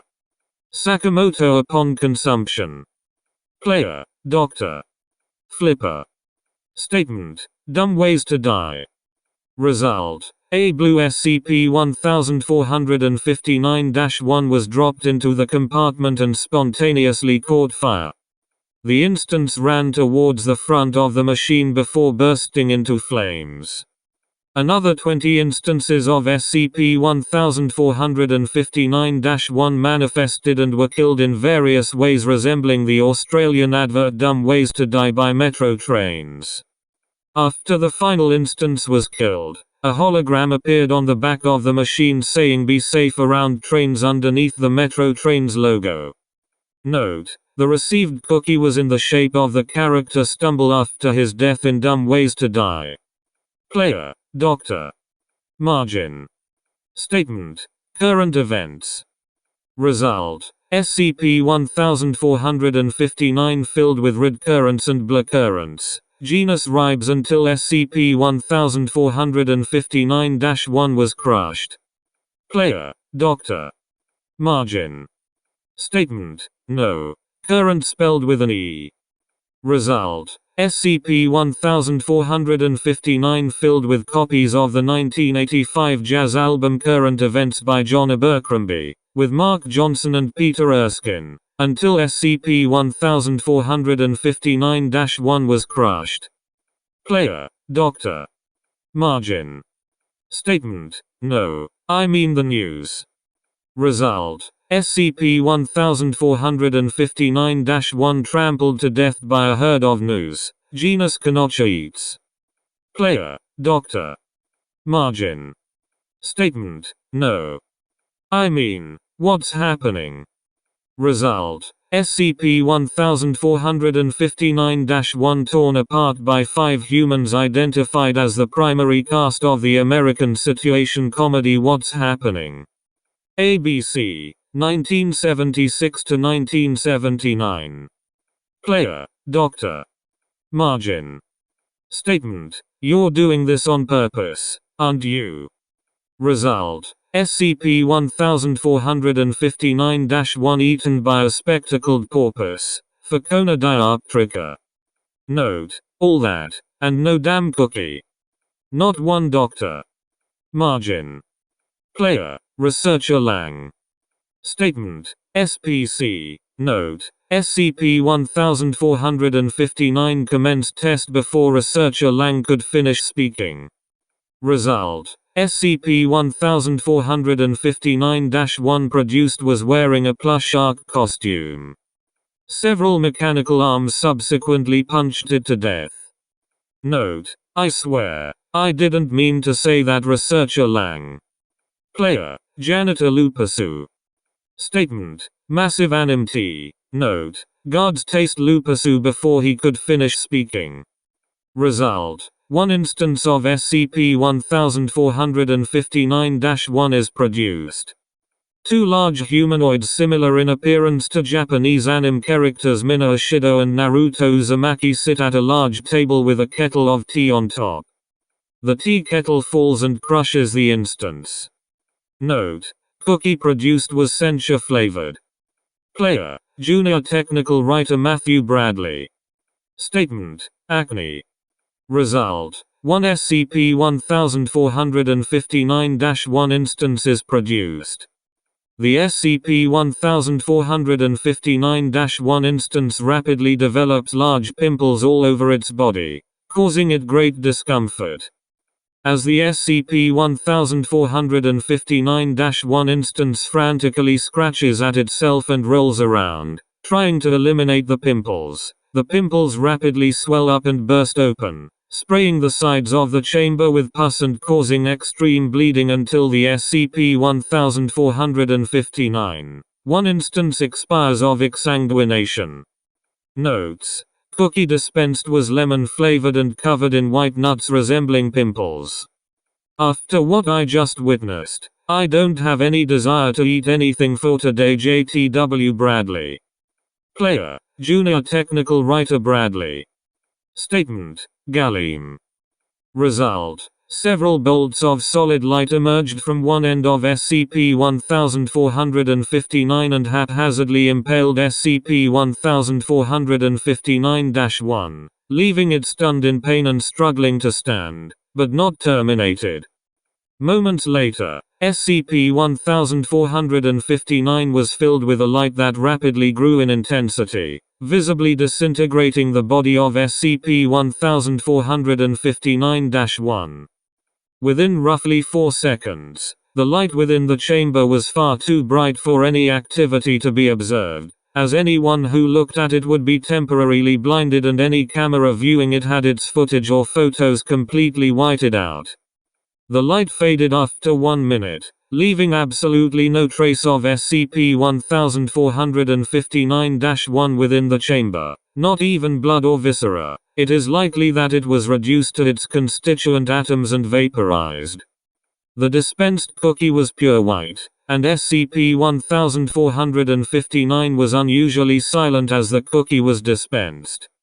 Note: or my eyes, they burn. This was a terrible idea. JTW Bradley. I'm surprised this worked. Maybe it's the wording. Dr. Branter. Player: Junior Technical Writer Bradley. Statement: darken. Result: the light within SCP-1459 dimmed as though absorbed by a mysterious force, and SCP-1459-1's legs were impaled and pulled apart by several dark tentacles that emerged from the sides of the chamber, causing it to cry out in pain. Moments later, several more tentacles emerged from the bottom of the chamber and impaled SCP-1459-1's body, lifting it up into the air. SCP-1459-1 did not cry out despite bleeding profusely, and was likely terminated instantly by the destruction of its brain and heart. The tentacles began lifting SCP-1459-1's corpse into the hatch at the top of SCP-1459, while the light within the chamber continued to dim. Within 4 seconds, the chamber's interior stopped reflecting light entirely, though thermal imagery showed the corpse of SCP-1459-1 vanishing into the space at the top of SCP-1459. The usual array of robotic arms emerged from the hatch and cleaned the chamber as normal.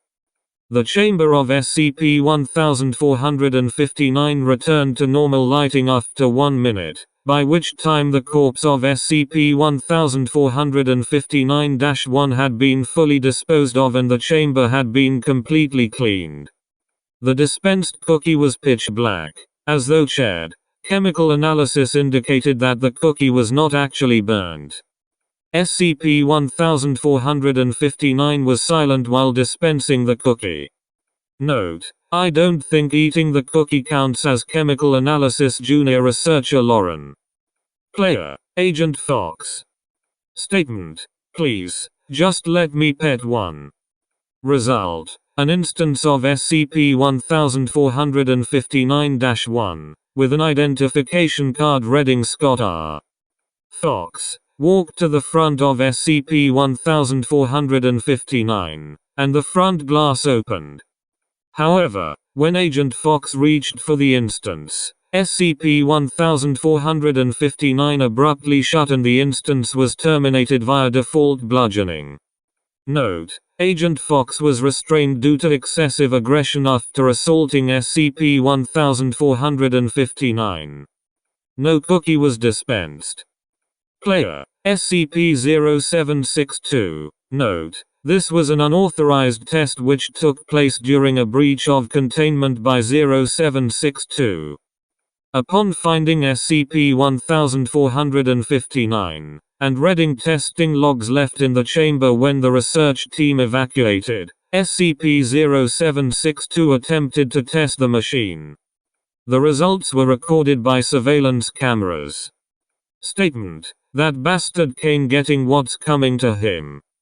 Result: 2 instances of SCP-1459-1 appeared, one dressed to resemble SCP-073, the other dressed to resemble SCP-0762. The 0762 instance proceeded to brutally attack the other instance using its teeth, claws, and multiple weapons dispensed into the chamber. Upon the death of the first instance, the second was terminated via default bludgeoning. Note: SCP-0762 was seen to cheer and clap during the termination, but became angry when the second instance was killed.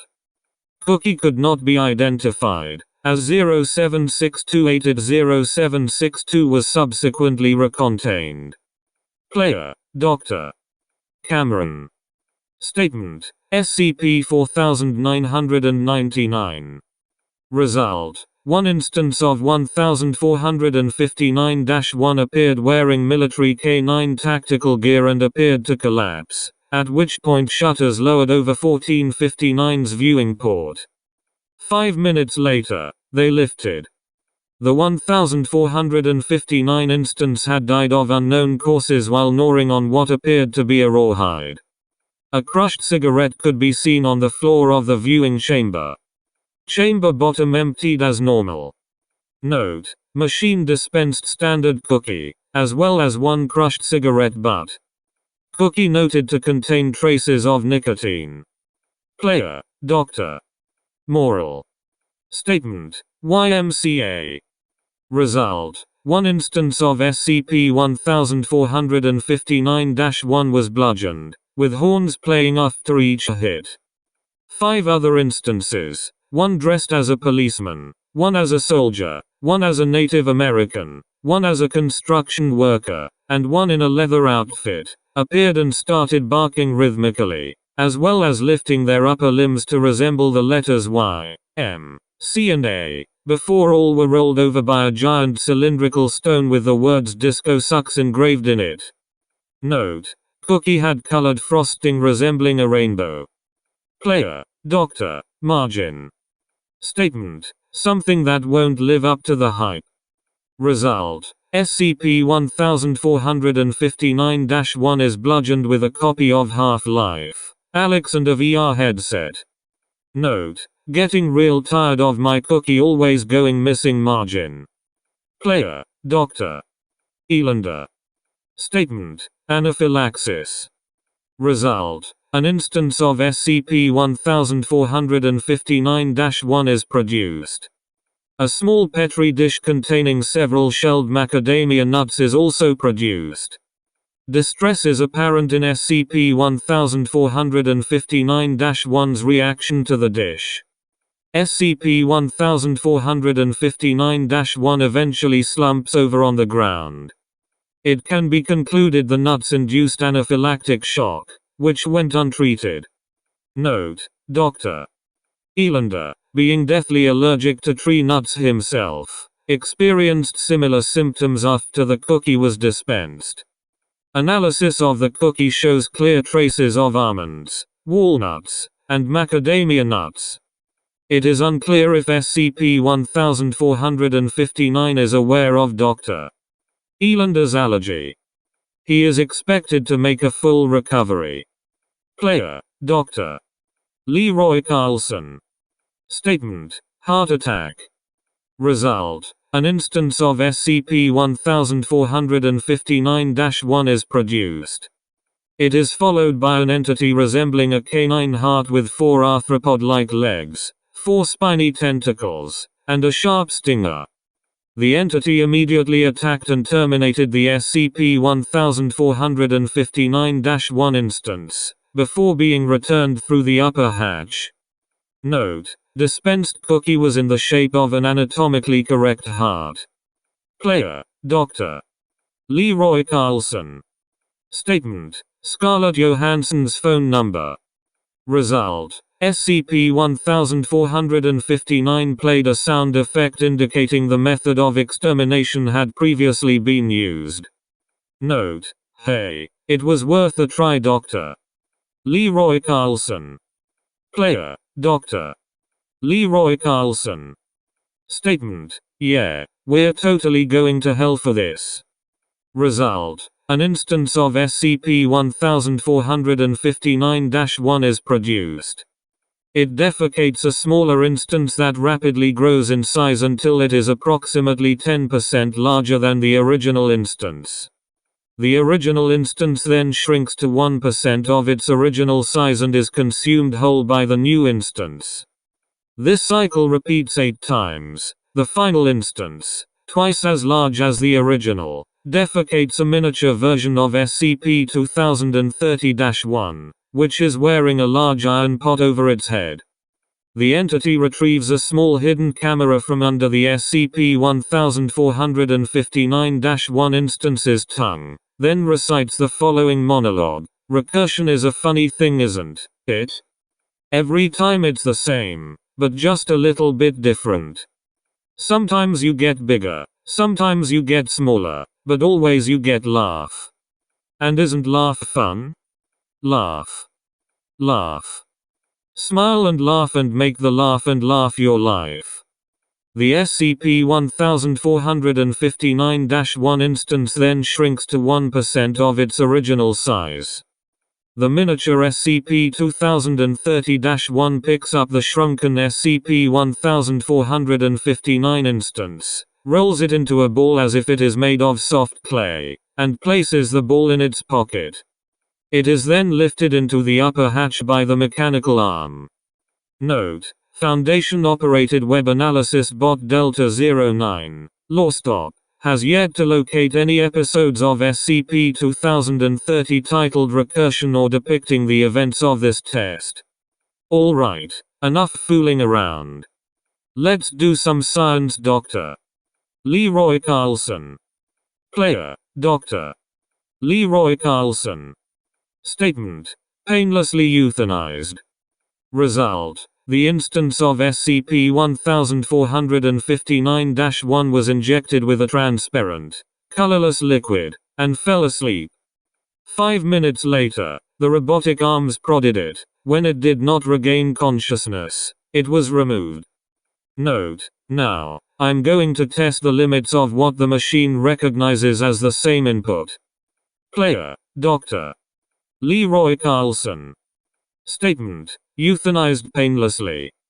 Result: a sound played indicating that this method of termination had already been attempted. Note: changing word order does not count. Player: Dr. Leroy Carlson. Statement: euthanized without pain. Result. A sound played indicating that this method of termination had already been attempted. Note, nor does adding words without changing meaning substantially. Player, Dr. Leroy Carlson. Statement, Euthanasia. Result. A sound played indicating that this method of termination had already been attempted. Note, no synonyms. Now for some meta stuff. Player, Dr. Leroy Carlson. Statement, terminated by the same method used in the last successful attempt. Result. A sound played indicating that this method of termination had already been attempted. Despite this, a peanut butter cookie identical to the one dispensed after that test was produced. Note, interesting. The machine refused to repeat the attempt, but it still rewarded me for creativity. I bet it won't work again, though. Player, D5783, as instructed by Dr. Leroy Carlson. Statement, SCP-939. Note, D5783 was told that SCP-939 is a large, neon green octopus. It was definitively established that D5783 has no knowledge of the real SCP-939. Result. An entity resembling a miniaturized SCP-939 specimen manifested. It imitated various canine noises before violently terminating the SCP-1459-1 specimen. It was then returned through the upper hatch. Note, interesting. Even though the player had no knowledge of SCP-939, the object was still able to generate the correct effect. This indicates that while the object is capable of reading minds, as seen with the various something I would like tests, it can also assess information from other sources. However, the Fubuki ni Koraseru tests also show that it has trouble objectively evaluating terms with more than one possible meaning. Later I intend to determine exactly how it finds this information, either by reading other minds beyond the subjects, or by somehow referencing objective information, or some other means entirely. Player, Dr. Leroy Carlson. Statement, a ball of the same color as the one that I will next pull from this bag. Result, an SCP-1459-1 instance was produced, but no termination attempts occurred. Dr. Carlson waited for 1 minute before randomly drawing a ball from a small bag of multicolored balls. As soon as the ball was withdrawn, the SCP-1459-1 instance was crushed by a large red ball. Note, the ball I drew was red, but I'm not sure if I noticed that before or after the instance was killed. Let's try that again, this time with my eyes closed. Player, Dr. Leroy Carlson. Statement, a cube of the same color as the one that I will next pull from this box. Result, an SCP-1459-1 instance was produced, but no termination attempts occurred. Dr. Carlson waited for 1 minute before randomly drawing a cube from a small box of multicolored cubes. As soon as the cube was withdrawn, the SCP-1459-1 instance was covered in green spray paint and forced into the shape of a cube by a device resembling a trash compactor. Upon hearing SCP-1459's post-game cleanup message, Dr. Carlson opened his eyes and determined that the drawn cube was indeed green. Note, alright, now we're learning things. First and foremost, we know it can't tell the future, or it would have gone ahead and killed the instance before I drew from the bag. That's too bad, or we could have used it to predict containment breaches or something. We can also conclude that it didn't read my mind, since it knew what to do here even though I hadn't seen it yet. Player, Dr. Willows. Statement, apotheosis. Result, One instance of SCP-1459-1 was produced from SCP-1459's base on a rising cylindrical platform. SCP-1459-1 began whimpering and producing an intensifying white luminescence from its eyes. SCP-1459-1 then floated 4 inches from the base before convulsing and dropping limp on the platform. SCP-1459-1 remained unresponsive for 2 minutes as the glow from its eyes dissipated. SCP-1459-1 lapsed into a major convulsive fit for several seconds before dying. A mechanical arm dropped from the ceiling panel of SCP-1459, grabbed SCP-1459-1's body, and retracted back into the panel. Note: 1. Wafer was produced. Aside from resembling a traditional communion wafer, surface was devoid of any indentations or designs alluding to any specific faith. Player: Major Kozlov. Statement: fuck off.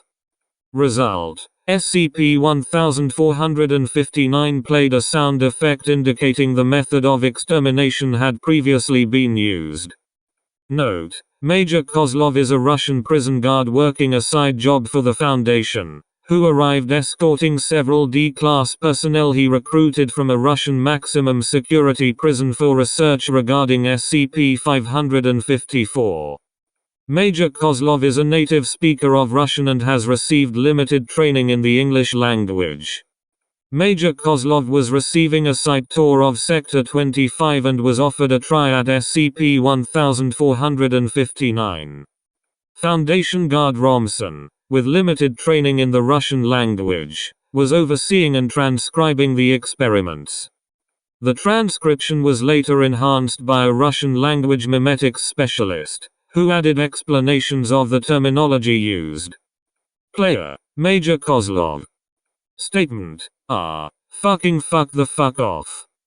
Result: SCP-1459 played a sound effect indicating the method of extermination had previously been used. Note: Major Kozlov scratched his head. At this point, Guard Romson told Major Kozlov that SCP-1459 understands foreign languages. Guard Romson recalled the work of Dr. Hong, documented in this journal, and explained it to the best of limited linguistic ability. Major Kozlov promptly initiated the next experiment. Player: Major Kozlov. Statement: Poshla Narkui. Poshla Narke, a Russian version of fuck off that literally means go onto a penis. Note that go is in the feminine imperative, as Major Kozlov apparently perceived SCP-1459 as a machina, machine, or other grammatically feminine term. Result: one instance of SCP-1459-1 was produced. It stepped on a penis-shaped device. The device exploded, terminating SCP-1459-1. Note: a gingerbread cookie, similar to a Russian pryanik, was dispensed. It was dry and plain. Major Kozlov nodded in apparent understanding. Player: Major Kozlov. Statement: Poshla Narkui, Suka. Poshla Narke, Suka, as above, but with the word for bitch added. Result: SCP-1459 played a sound effect indicating the method of extermination had previously been used. Note: Major Kozlov appeared a bit surprised. Guard Romson suggested a hypothesis that the instance of SCP-1459-1 in the previous experiment was female. The hypothesis was later confirmed by analysis of the video recording. Player: Major Kozlov. Statement: Pizdoyego nakroj, Kuiovina Blyadskaya. Pizdoyego nakroj, Huvina Blyadskaya. The first part is an instruction, read literally, to cover him with a vagina, though get covered with a vagina. Pizdojna kritsaya pizdojna kritsaya, is a common Russian euphemism for stuff going very wrong. The second part is a profane characteristic addressed at SCP-1459 as opposed to SCP-1459-1. Translating the characteristic literally is somewhat hard, but it is a bit stronger and more refined than mythifying. Result: an instance of SCP-1459-1 was produced, then covered with a flesh-colored replica of a human vagina and suffocated. Note: a bigger cryonic was dispatched, complete with an elaborate inscription. Major Kozlov collapsed in convulsive laughter for several minutes immediately after viewing the cryonic and before consuming it. However, he covered the cookie with his palm and refused to allow photography. Analysis of the video revealed some letters, translated as well. "You are a foo." Player: Major Kozlov. Statement: Blood, okhuyenea suka kuina. Blood, okhunea suka kujna. Literally whore, marvelous bitch thing. Except the words marvelous and thing are produced from the root kuj for penis. These word forms are common in Russian expletive speech, and any native Russian speaker would easily understand their meaning. The statement, immediately after recovery from the laughter, was obviously intended as an offhand comment commending SCP-1459, but SCP-1459 responded by initiating the experiment.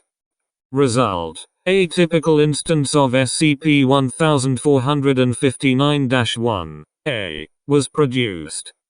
A second instance of SCP-1459-1, then descended from the top hatch. This instance looked like an adult specimen of the rough collie with a marvelously beautiful mane.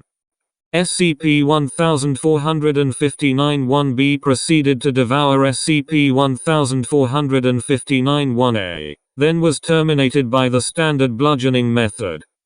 Video analysis confirmed SCP-1459-1B was female. Note: a small and dry cryonic was dispatched. Major Kozlov spent several minutes thinking with a smile and hand-waved Guard Romson away when Guard Romson tried to intervene. Player: Major Kozlov. Statement: a high-speed sequence of Russian expletives that proved impossible to transcribe for either Guard Romson or the assigned Russian language memetics specialist. The latter recommended outsourcing transcription to niche Russian subculture specialists or a damn gopnik off the Runet. The recommendation was denied by the site overseer. Result: SCP-1459 played a sound effect indicating the method of extermination had previously been used. Note: despite the result, a larger and better cryonic was dispatched, with a graphic image of a male-male human couple copulating inscribed on the cryonic. Major Kozlov refused to consume the cryonic and left the room indignantly. Chemical testing of the cookie followed, with Major Kozlov specifically requesting a test for human sperm, as he suspected SCP-1459 of using a deadly insult common in Russian prison subculture. The cookie contained no such contaminants and was found to be fully identical to instances of cryonic sold in an Eastern European store in London. The next day, after the Major's principal duties were discharged, an explanation of cultural differences was offered by Guard Romson, who notably used Giropa, a common Russian term meaning gay Europe and implying a new set of established norms in Western Europe. Major Kozlov reluctantly apologized for his indignation and offered to continue the testing. Player: Major Kozlov. Statement: Pieshi eroticheskoy putashestvia. Pieshi eroticheskoy putashestvia. An erotic walking trip, a very common Russian euphemism for go onto a penis, which is, as explained above, the Russian idiom similar to fuck off. Result: SCP-1459-1, very visibly male despite having the appearance of a puppy, chased a small gas-emitting device with increasing speed, and eventually collapsed and died of exhaustion. A slight biological type smell was felt in the room. Later comparison to samples revealed the smell to be that of a bitch, female dog, in heat. Note: a small ring-shaped piece of what looked like breadstick, but proved much harder than a typical breadstick, was dispensed. Guard Romson was confused as to the identity of the cookie and inquired of Major Kozlov, whose answer inadvertently triggered the next experiment. Player: Major Kozlov. Statement: Sushka, a common Russian small hard cracknel. Result: SCP-1459-1 terminated by machine gun fire from a miniature plane with red stars on its wings. The plane was confirmed to be a scale model of a Sukhoi Su-25 close air support aircraft. Note: a regular cookie was dispensed. The Major confirmed that Sukhoi military planes are sometimes called Sushka. Player: Major Kozlov. Statement: Lager, camp in Russian. The soft R makes the word distinct from lager beer. Result: SCP-1459 played a sound effect indicating the method of extermination had previously been used. Player: Major Kozlov. Statement: Terma, prison in Russian. Result: SCP-1459 played a sound effect indicating the method of extermination had previously been used. Player: Major Kozlov. Statement: Nari, the type of plank bunks commonly used in Russian prison. Result: SCP-1459-1 terminated by several missiles fired from a miniature plane identical to the one in an experiment earlier that day. Note: both Major Kozlov and Guard Romson were surprised by this result. However, later research determined that NAR is also a Russian abbreviation for Unguided Aviation Rocket and NARI is the colloquial plural for the abbreviation. Player: Major Kozlov. Statement: AK-47. Pronounced in Russian. Result: SCP-1459-1 resembling a Moscow guard dog, immediately recognized by Major Kozlov, is surrounded by several more instances of SCP-1459-1, which resemble various breeds later confirmed to be the Polish Hound, Ogar Polski, and the Polish Greyhound, Chart Polski. The instances proceed to attack and collectively terminate the first instance, then are terminated in by a hail of gunfire. Unusually, the background is illuminated with the number 1947. Note: a square fruit and oat cookie was dispensed, later confirmed to be a Polish mazurka cookie. Major Kozlov recalled that the Armia Krajowa, Home Army, a Polish guerrilla organization, was active against Soviet and pro-Soviet forces in Poland and western Ukraine in 1947. Player: Major Kozlov. Statement: Avtomat Kalashnikova, literally Kalashnikov automatic device, an official Russian name for the AK-47. Result: SCP-1459-1 is run over by a model car large enough to terminate it immediately. The look of the model car can be described as retrofuturistic. Major Kozlov at first mistook it for an old Soviet model named Moskvich. Note: a regular round cookie was dispensed. The degree of surprise prompted personnel to use their mobile phones to research publicly available information. The research revealed that in the preceding weeks the Kalashnikov company had revealed a prototype electric car, which the model matched. Neither personnel were aware of the model before the experiment. Like all electric cars, this car has an automatic transmission, known as Avtomat in Russian. Player: Major Kozlov. Statement: Avtomatichi Eskaya Vintovka Kalashnikova pod patron Simshai SDSID Cyrillic letter D Cyrillic letter V Cyrillic letter R. Avtomatic Eskaya Vintovka Kalashnikova pod patron Semshist Desire DVA. Kalashnikov automatic rifle for the 7.62 mm round. Result: SCP-1459 played a sound effect indicating the method of extermination had previously been used. Note: Major Kozlov slapped his side disappointedly but avoided expletive comments in order to avoid starting a new experiment. At this point, Guard Romson, who has been thinking since the previous experiment, whispered a new idea to the Major, who nodded and stood aside. Player: Guard Romson. Statement: Kit.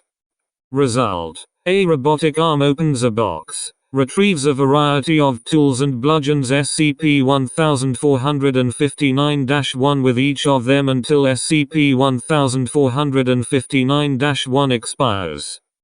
Player: Major Kozlov. Statement: Kit. Result: SCP-1459-1 falls into a body of water that rose from the bottom hatch. A miniature cetacean devours SCP-1459-1. Note: Kit means whale in Russian. Player: SCP-554-2, formerly D-13845-R, formerly Petro Poroshenko. Statement: Kit. Result: SCP-1459 played a sound effect indicating the method of extermination had previously been used. Note: SCP-554-2 was a repeat offender burglar in a Russian prison. Ethnically and culturally Ukrainian, he was not related to the then President of Ukraine with whom he shared a name. He was recruited from a Russian prison by Major Kozlov and brought to Sector 25 for exposure to SCP-554, in an experiment to find out whether records of President Petro Poroshenko would be affected by the erasing effect of a SCP-554 Bujum event. The records of the prisoner back in Russia would also be checked. While the experiment resulted in apparent failure, SCP-554-2 was asked to think of a unique adjective to add. Player: SCP-554-2. Statement: Shirai Kit. Result: SCP-1459-1 was viciously attacked by a feline creature resembling a common house cat and, following claw cuts that destroyed both of its eyes and also its nose, terminated by a bite to the throat. A review of records showed that the creature was not a house cat but an instance of Felis sylvestris libica, the African wildcat commonly considered to be the ancestor species of the house cat. Note: kit is the Ukrainian word for cat. The exact similarity of whale in Russian and cat in Ukrainian is a subject of jocular Russian-Ukrainian conflict and is cited as a slogan in serious Russian-Ukrainian conflict. A cat was most likely requested in a previous experiment, resulting in apparent failure. Shirai is a Ukrainian adjective meaning true, real. It is a stereotypically Ukrainian word and is used for true Ukrainian patriots, often derisively. SCP-554-2 eventually underwent SCP-554 Bujum. Records related to the President of Ukraine were not erased, significantly diminishing Major Kozlov's interest in the experiment. The Major soon departed. The Site Overseer's InfoSec assistant expressed reservations about his motives and possible additional affiliation, and a report was submitted to O5 Command. Following Guard Romson's ingenious suggestion, he was promoted to junior researcher, initially on a trial basis, while retaining his Level 2 security clearance. Player: Junior Researcher Winton. Statement: Fortnight. Result: the SCP-1459-1 instance was left alone for 2 weeks, after which it was placed in a bus, lifted, and thrown to the ground. Player: Junior Researcher Winton. Statement: Danganronpa. Result: an instance of SCP-1459-1 was tied up and trapped inside a miniature rocket, which was launched by another instance, wearing a blonde wig with pigtails and a tie. At the height of its ascent, the rocket turned upside down and fell to the ground at terminal velocity. The skeletal remains of the first instance fell out of the rocket. The second instance was then crushed. Note: The blood of the second instance was pink rather than red. Player, Junior Researcher Washington. Statement, Abduction Result, SCP-1459-1 instance created.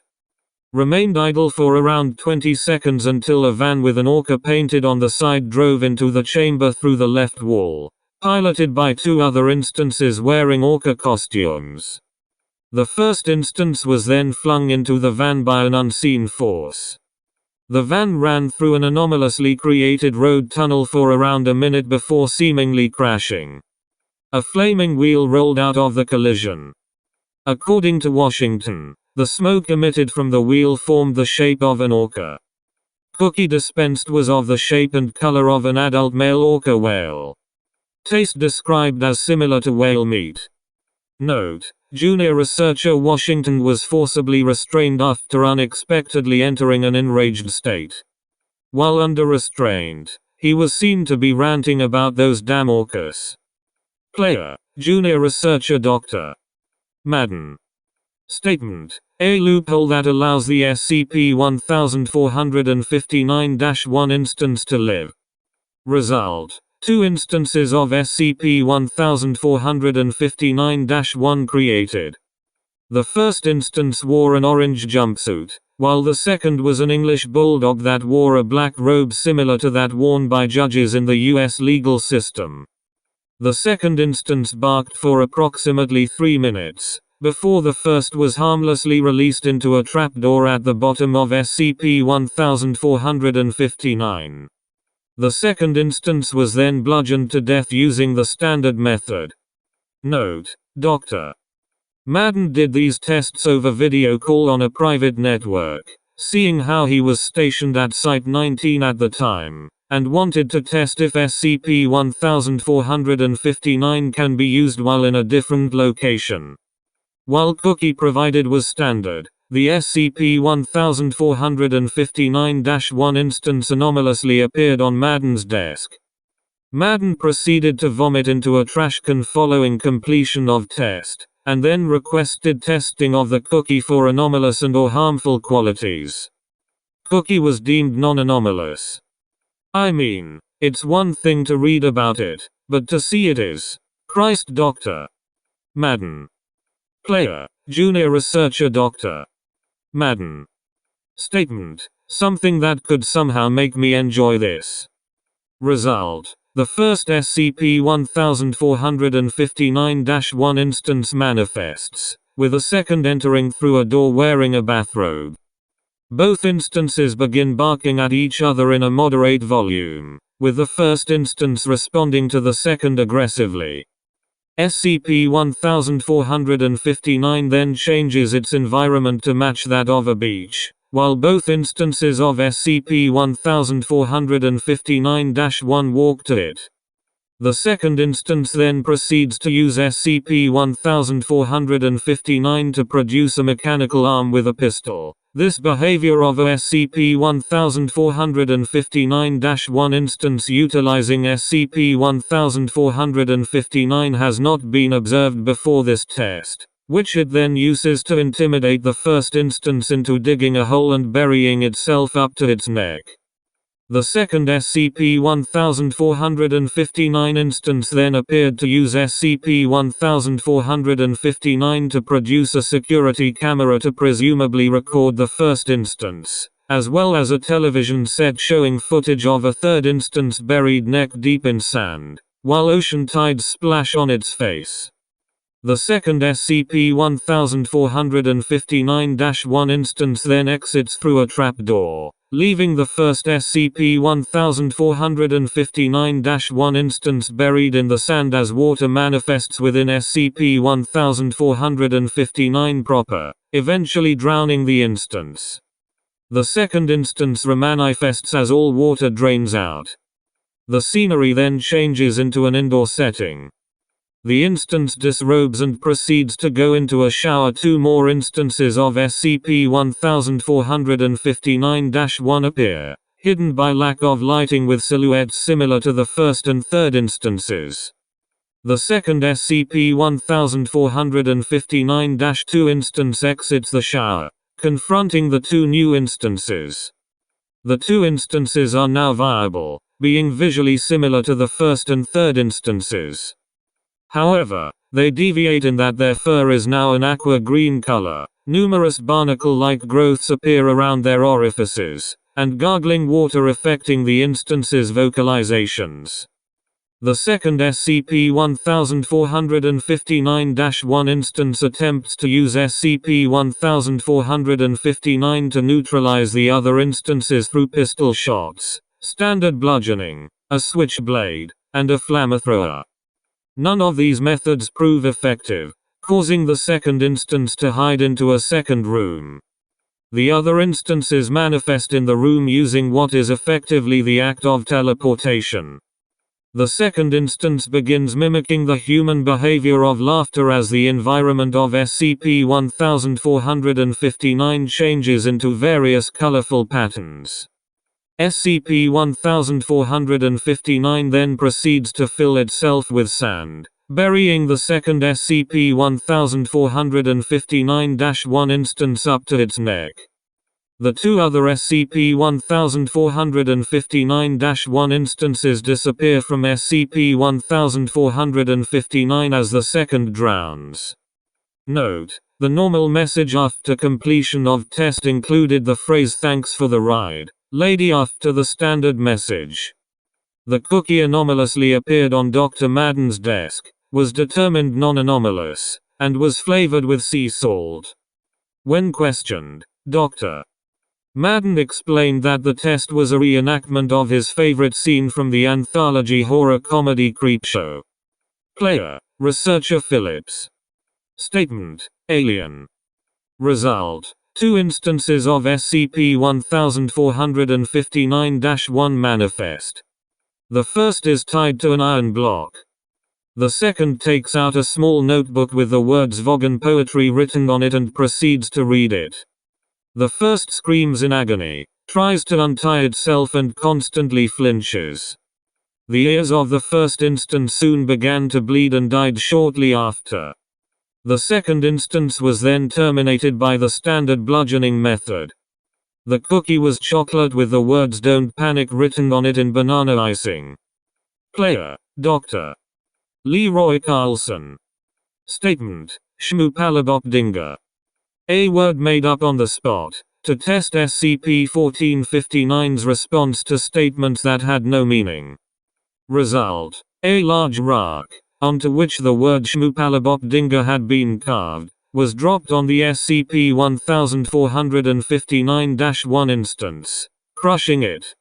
Note: that's cheating. Player: Dr. Leroy Carlson. Statement: Keepalaflibdop. Once again, made up on the spot. Result: the SCP-1459-1 instance was restrained by robot arms while a laser was used to burn the word Keepalaflibdop into its flesh. Instance died of shock midway through the process. Note: cheap. Player: Dr. Leroy Carlson. Statement: Smakatuna. As before. Result: a piece of paper on which the word Smakatuna had been written was continually used to administer numerous paper cuts to the SCP-1459-1 instance, causing it to bleed to death over the course of several hours. Note: well, it seems like the machine only has one way to respond to nonsense words. I was hoping to discover some form of input that it couldn't respond to, but it's too much of a smartass for that. Player: Researcher W. T. Statement: Fanfiction. Result: SCP-1459 played a sound effect indicating the method of extermination had previously been used. Player: Researcher W. T. Statement: Bad fanfiction. Result: SCP-1459 shook violently for approximately 30 seconds, then dispensed multiple instances of SCP-1459-1 wearing dog-fitted school uniforms resembling those from the Harry Potter universe. All instances were either golden retrievers or black labs. Several of the black labs had dyed fur, piercings, or both. SCP-1459 produced a subtitle generator, and proceeded to run a series of increasingly nonsensical Harry Potter-themed skits with the SCP-1459-1 instances. Subtitles were often subject to basic spelling and grammar mistakes, which increased in frequency throughout the duration of the test. Skit topics included a romance between two of the Black Labs, several scandals involving almost every SCP-1459-1 instance, and an increasingly confusing subplot involving vampires. All instances resembling characters from the Harry Potter franchise were noted to act very out of character. Test ran for 12 hours, after which every SCP-1459-1 instance was terminated via flamethrower. Most supervising researchers agreed that watching this test was horrible, but surprisingly entertaining.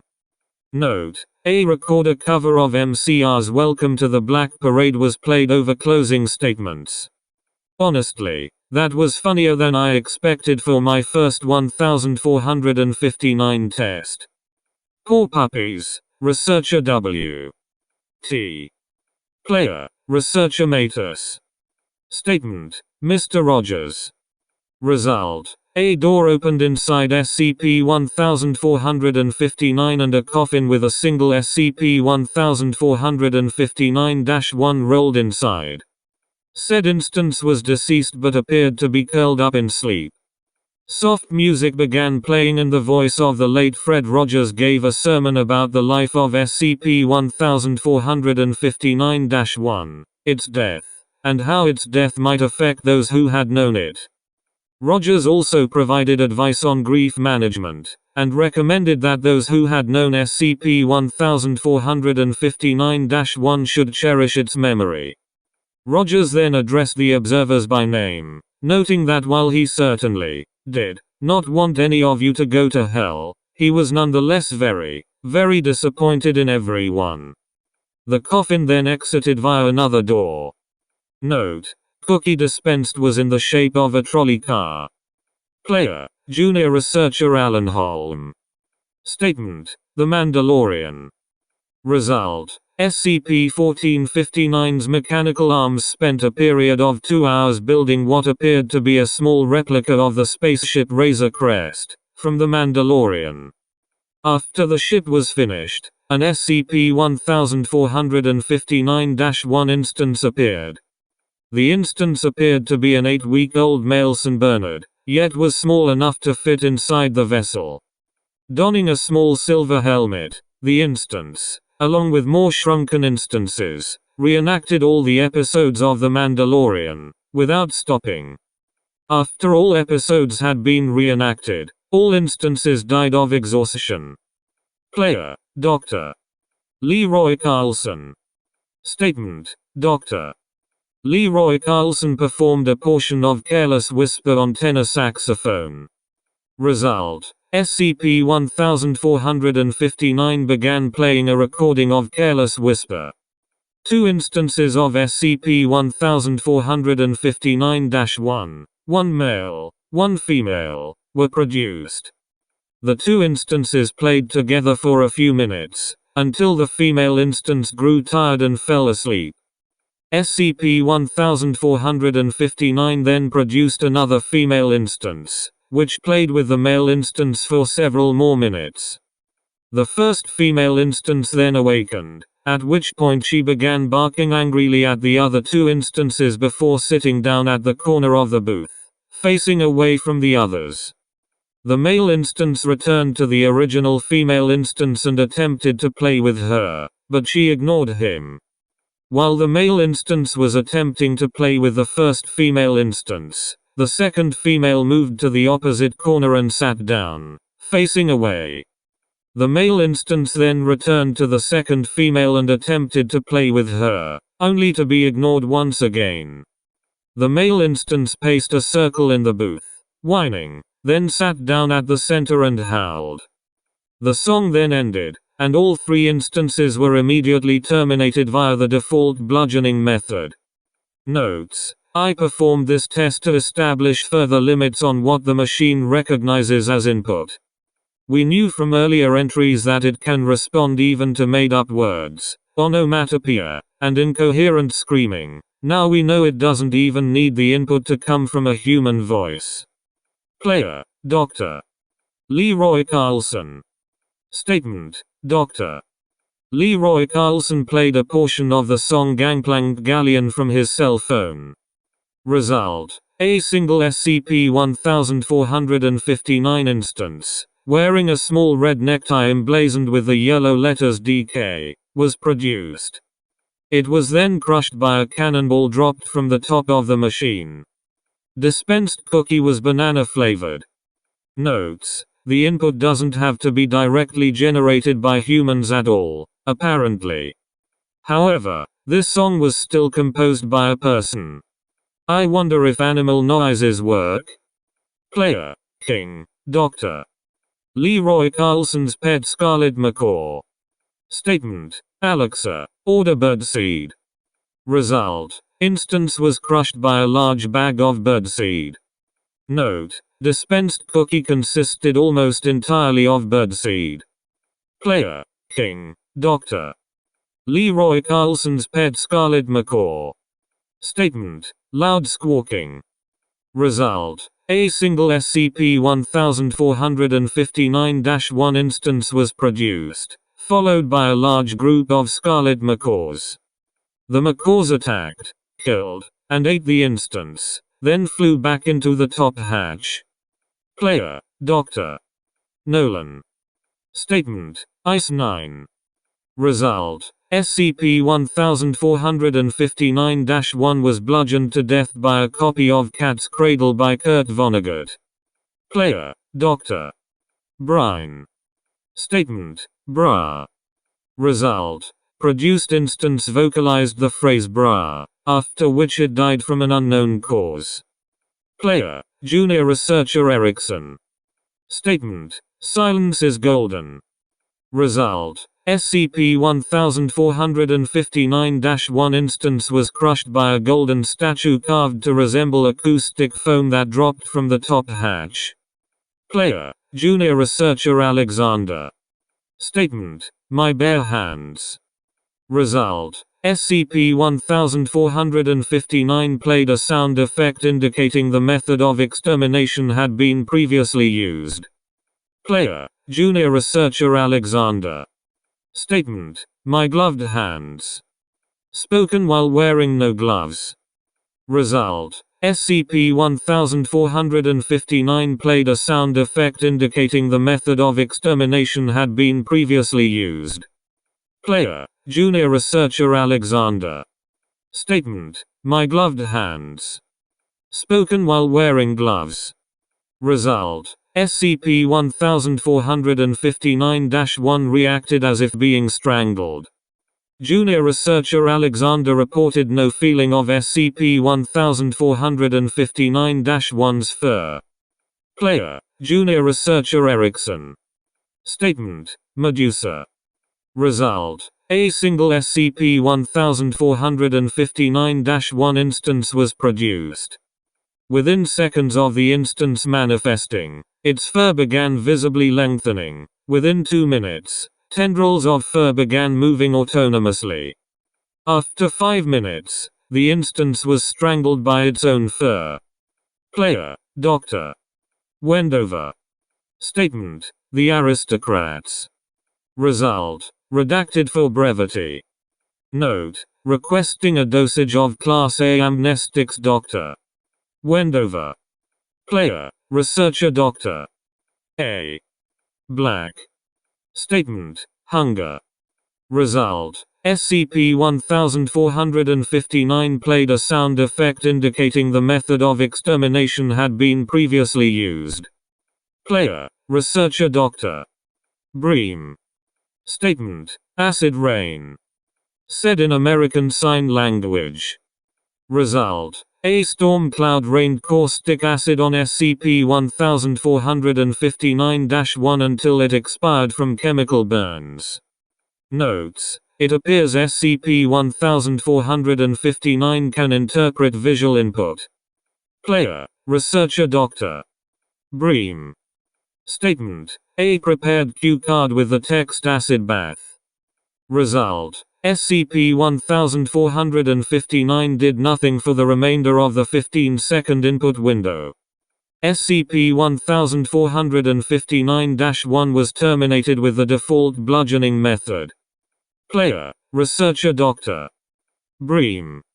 Statement: using a blank cue card, Dr. Bream wrote the text acid bath. Result: a bathtub full of caustic acid manifested from the bottom hatch. A robot arm picked up SCP-1459-1 and dropped it inside the tub. SCP-1459-1 dissolved into the liquid over the course of 4 hours. Cookie dispensed was a spicy citrus cookie with a similar flavor to the Warheads brand of candy. Player, Researcher Dr. Bream. Statement: a prepared cue card with the statement user, blank, to cut the puppy into small heart shapes. Dr. Bream wrote laser in the blank area. Result: a laser was used to bisect SCP-1459-1 from the snout to the tail. The corpse was disposed as usual. Notes: it appears SCP-1459-1 only accepts inputs actively made during the input window. Player, Researcher Dr. Bream. Statement: a prepared computer cued to a portion of the Hammer Girl and Baseball Batman segment of the Raid 2 was brought in. Dr. Bream took 3 seconds to write "do this" on a cue card and pressed play. Result: SCP-1459 reenacted the fight using 3 SCP-1459-1 instances for exactly 12 seconds. A robotic arm then grabbed a hammer and bludgeoned all 3 to death. Player, Researcher Dr. Bream. Statement: a prepared cue card reading gunpowder buffet, choking on 100 bullets was made. Dr. Bream wrote gunpowder buffet on a blank cue card. Result: a robotic arm force-fed SCP-1459-1 bullets. After 20, it appeared to die of asphyxiation. The robotic arm continued to insert bullets into the instance until exactly 100 bullets were inside the distended corpse. Player, Researcher Dr. Bream. Statement: a 20-page document detailing an extremely specific execution method involving, redacted, titled the Gamma-Jason Everest procedure was prepared. Dr. Bream wrote the title on a cue card. Result: after completion of the sentence, SCP-1459 shut down as if power was cut for 3 seconds.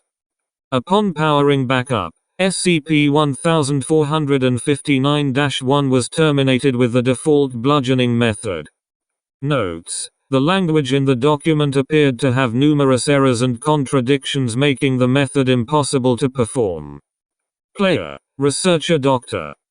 Bream. Statement: a revised version of the Gamma-Jason Everest procedure, approved by the Foundation's legal department, was prepared. Dr. Bream wrote the title on a cue card.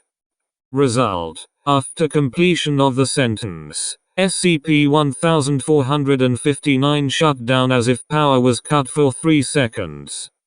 Upon powering back up, SCP-1459-1 was terminated with the default bludgeoning method. Notes: there might be a limit to how much information SCP-1459 can process. Advise further testing. Player, Researcher Hummel. Statement: the Thing.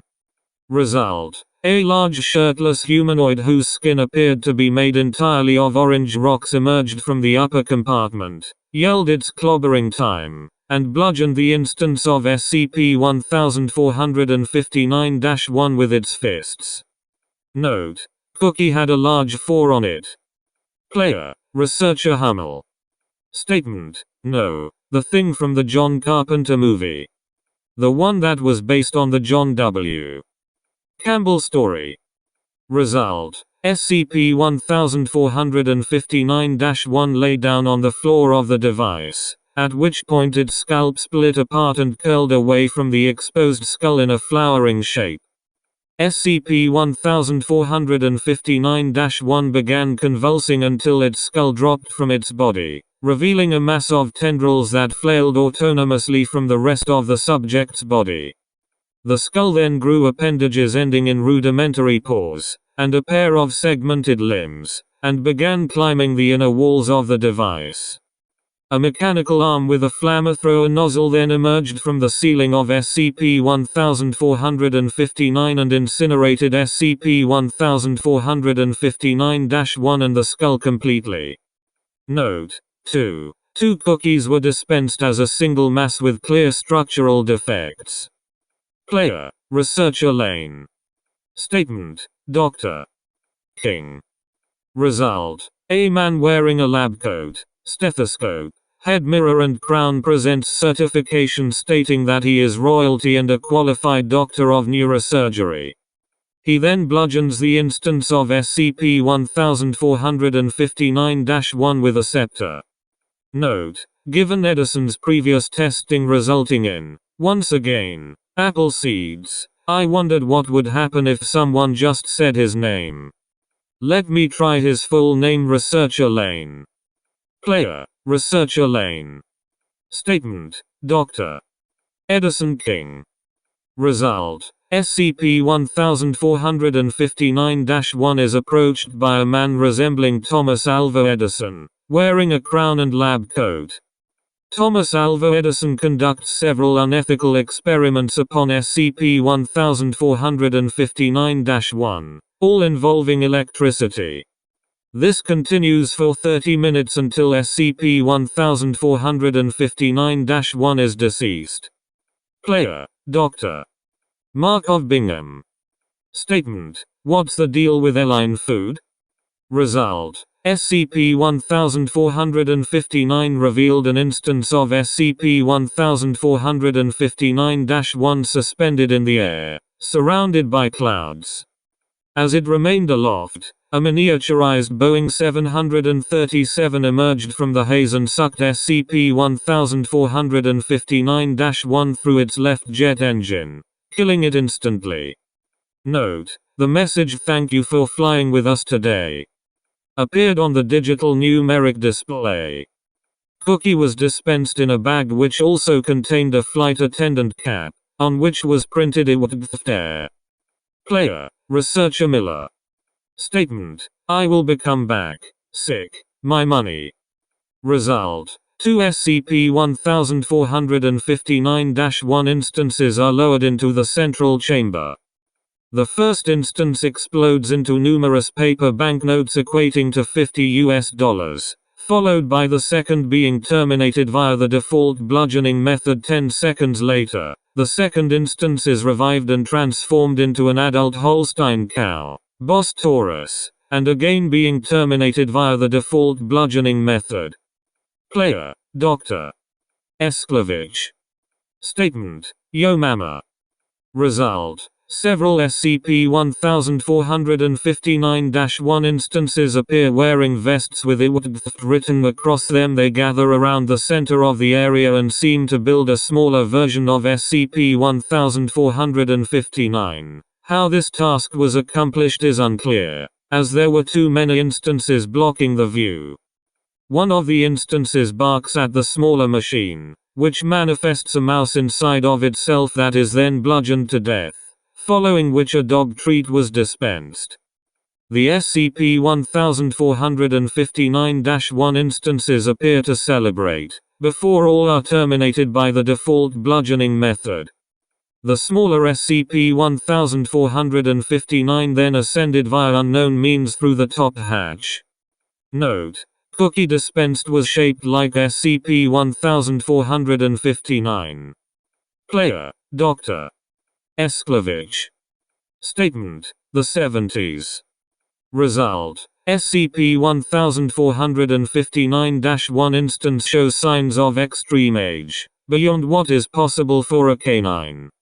Instance perishes almost immediately after creation, and proceeds to fall down bottom hatch. Note: cookie dispensed was stale. Player: Dr. Esklavich. Statement: the 1970s. Result: instance produced is burned rapidly via flamethrower. Note: cookie dispensed was burned. Player: Dr. Esklavich. Statement: the decade known as the 70s. Result: 2 instances are produced, one dressed in Roman legionary armor and one dressed in clothing reminiscent of Germanic tribal armor.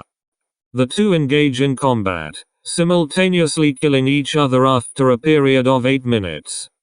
Both bodies drop down the bottom hatch. Player: Dr.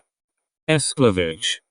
Statement: the decade known as the 1970s. Result: a small 1974 Ford Mustang carrying 3 instances drops into the chamber. Each instance is wearing a different outfit stereotypical of the era, and the car radio is playing Roundabout by the band Yes. One of the instances is shown smoking an unknown substance, and falls out of the vehicle shortly after doing so. Instance is unmoving, likely dead. The instance in the driver's seat appears to be very responsive to the song, bobbing up and down to the rhythm. The car spontaneously indents itself in a manner similar to a car crash, terminating the driver and forcing the remaining instance to leave.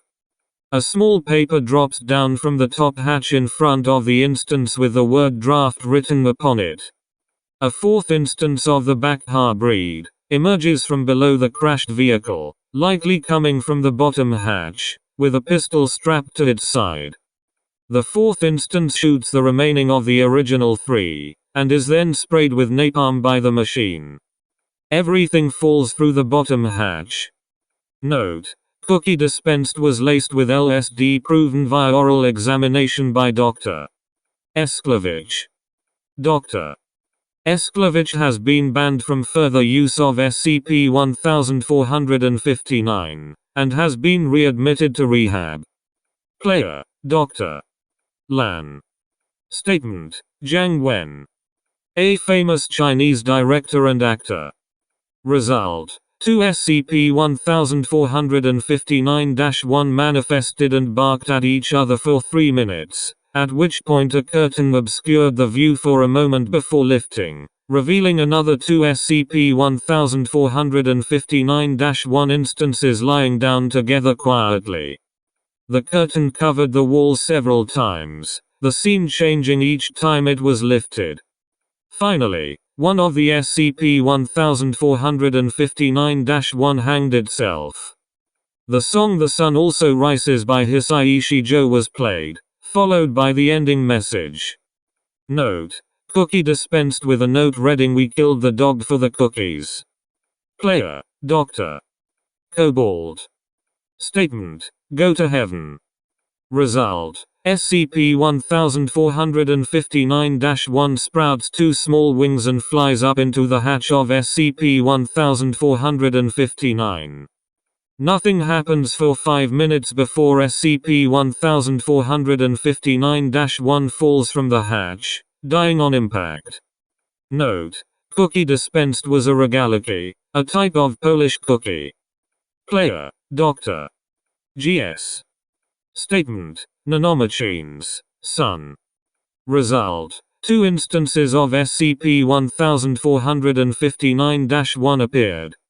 One had spiky silver fur and was encased in cybernetic armor, save for part of its face. The other was a muscular and short-furred bulldog. The two began fighting, but the bulldog showed no reaction to the cyborg dog's attacks, until the cyborg dog picked up a red katana. Unidentified rock music began playing from SCP-1459 as the cyborg attacked the bulldog and ripped its heart out. The cyborg was then terminated with the normal bludgeoning method. Note: the cookie dispensed was colored red and had the shape of an exclamation mark. Player: Dr. Strom. Statement. Raimi memes. Result. A clump of dirt was fired into SCP-1459-1's eye at high velocity, killing it instantly. An entity resembling actor Willem Dafoe wearing a lab coat then appeared and retrieved SCP-1459-1. Note: a slice of pepperoni pizza was dispensed instead of a cookie. Player: Dr. Cornish. Statement. Kryptonite. Result. The SCP-1459-1 instance resembled a juvenile version of the DC Comics character Krypto the Superdog, complete with a red cape with a yellow Superman logo. A mechanical arm extended from the top hatch, holding a glowing green rock.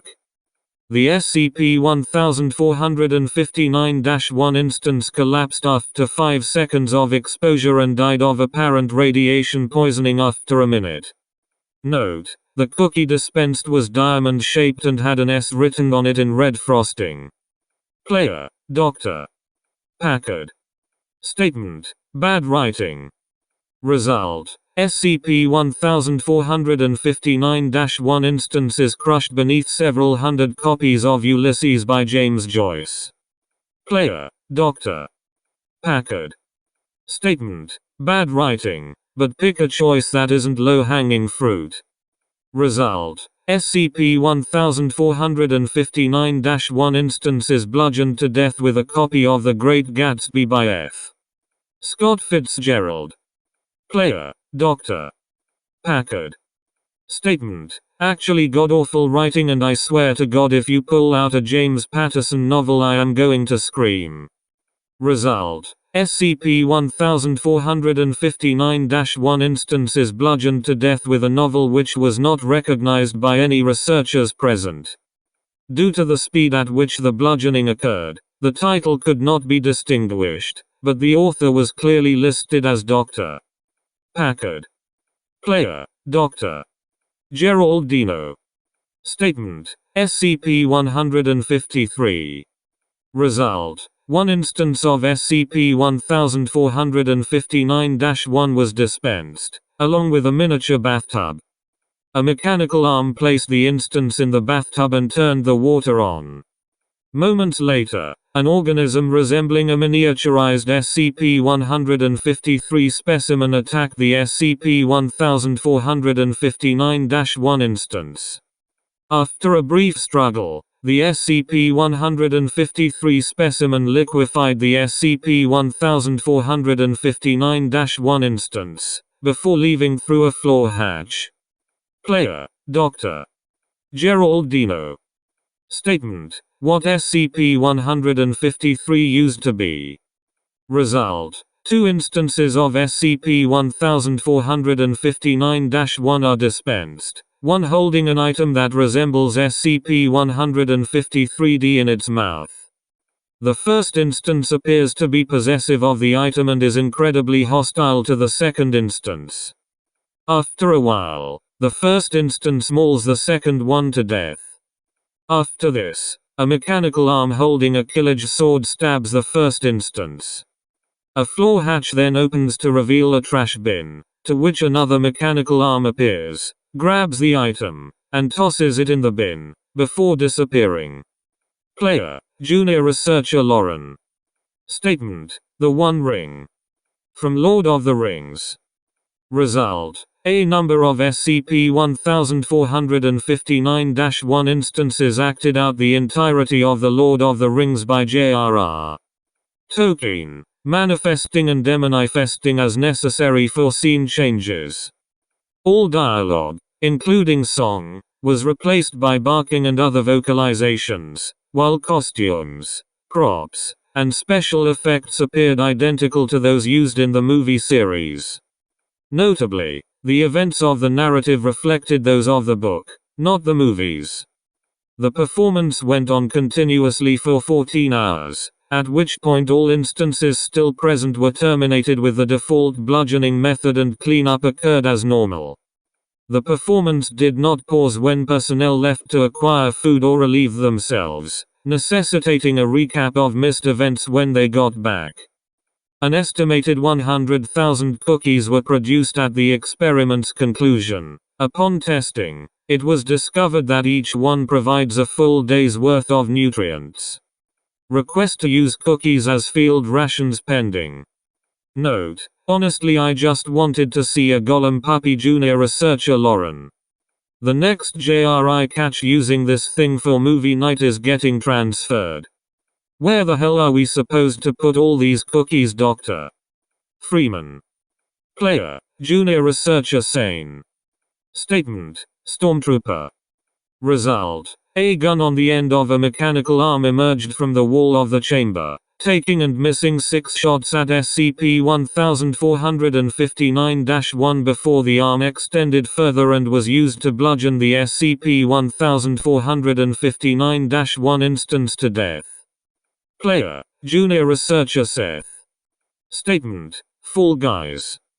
Result: 50 differently colored instances of SCP-1459-1 were produced, each about half the size of an average SCP-1459-1 instance. A pink mechanical fan emerged from the roof of the chamber. The fan began spinning at a rate of 20 miles per hour, taking 12 SCP-1459-1 instances with it, killing them almost instantly. 4 SCP-1459-1 instances walked into the mechanical fan, causing them to be killed. The mechanical fan retracted into the chamber's roof. A large pink cube emerged from the chamber's roof, suspended by a white string. The string began spinning, as did the cube. The cube crushed 17 SCP-1459-1 instances. The string retracted into the chamber's roof, as did the cube. A green cylinder emerged from the chamber's roof, studded with blue cubes. The cylinder began rotating, and moving sideways. Eventually, 16 SCP-1459 instances were killed, and the cylinder retracted. The remaining SCP-1459 instance was terminated via the default bludgeoning method. 50 cookies were produced. Player: Junior researcher Seth. Statement: a single blow to the back of the head. Result: a mechanical arm emerged from the chamber's roof, holding a sphere with a mouth-like contraption attached to one side of it. The contraption spat a bullet at the back of the SCP-1459-1 instance's head. A single dark chocolate chip cookie was produced. Player: Junior researcher Cornwall. Statement: Tropism. Result: a single fern emerged from the chamber's roof, inside of a ceramic pot. The fern grew at anomalously fast speeds, and grew directly towards the SCP-1459-1 instance. When the fern came into contact with the instance, it rapidly curled around it, resulting in asphyxiation.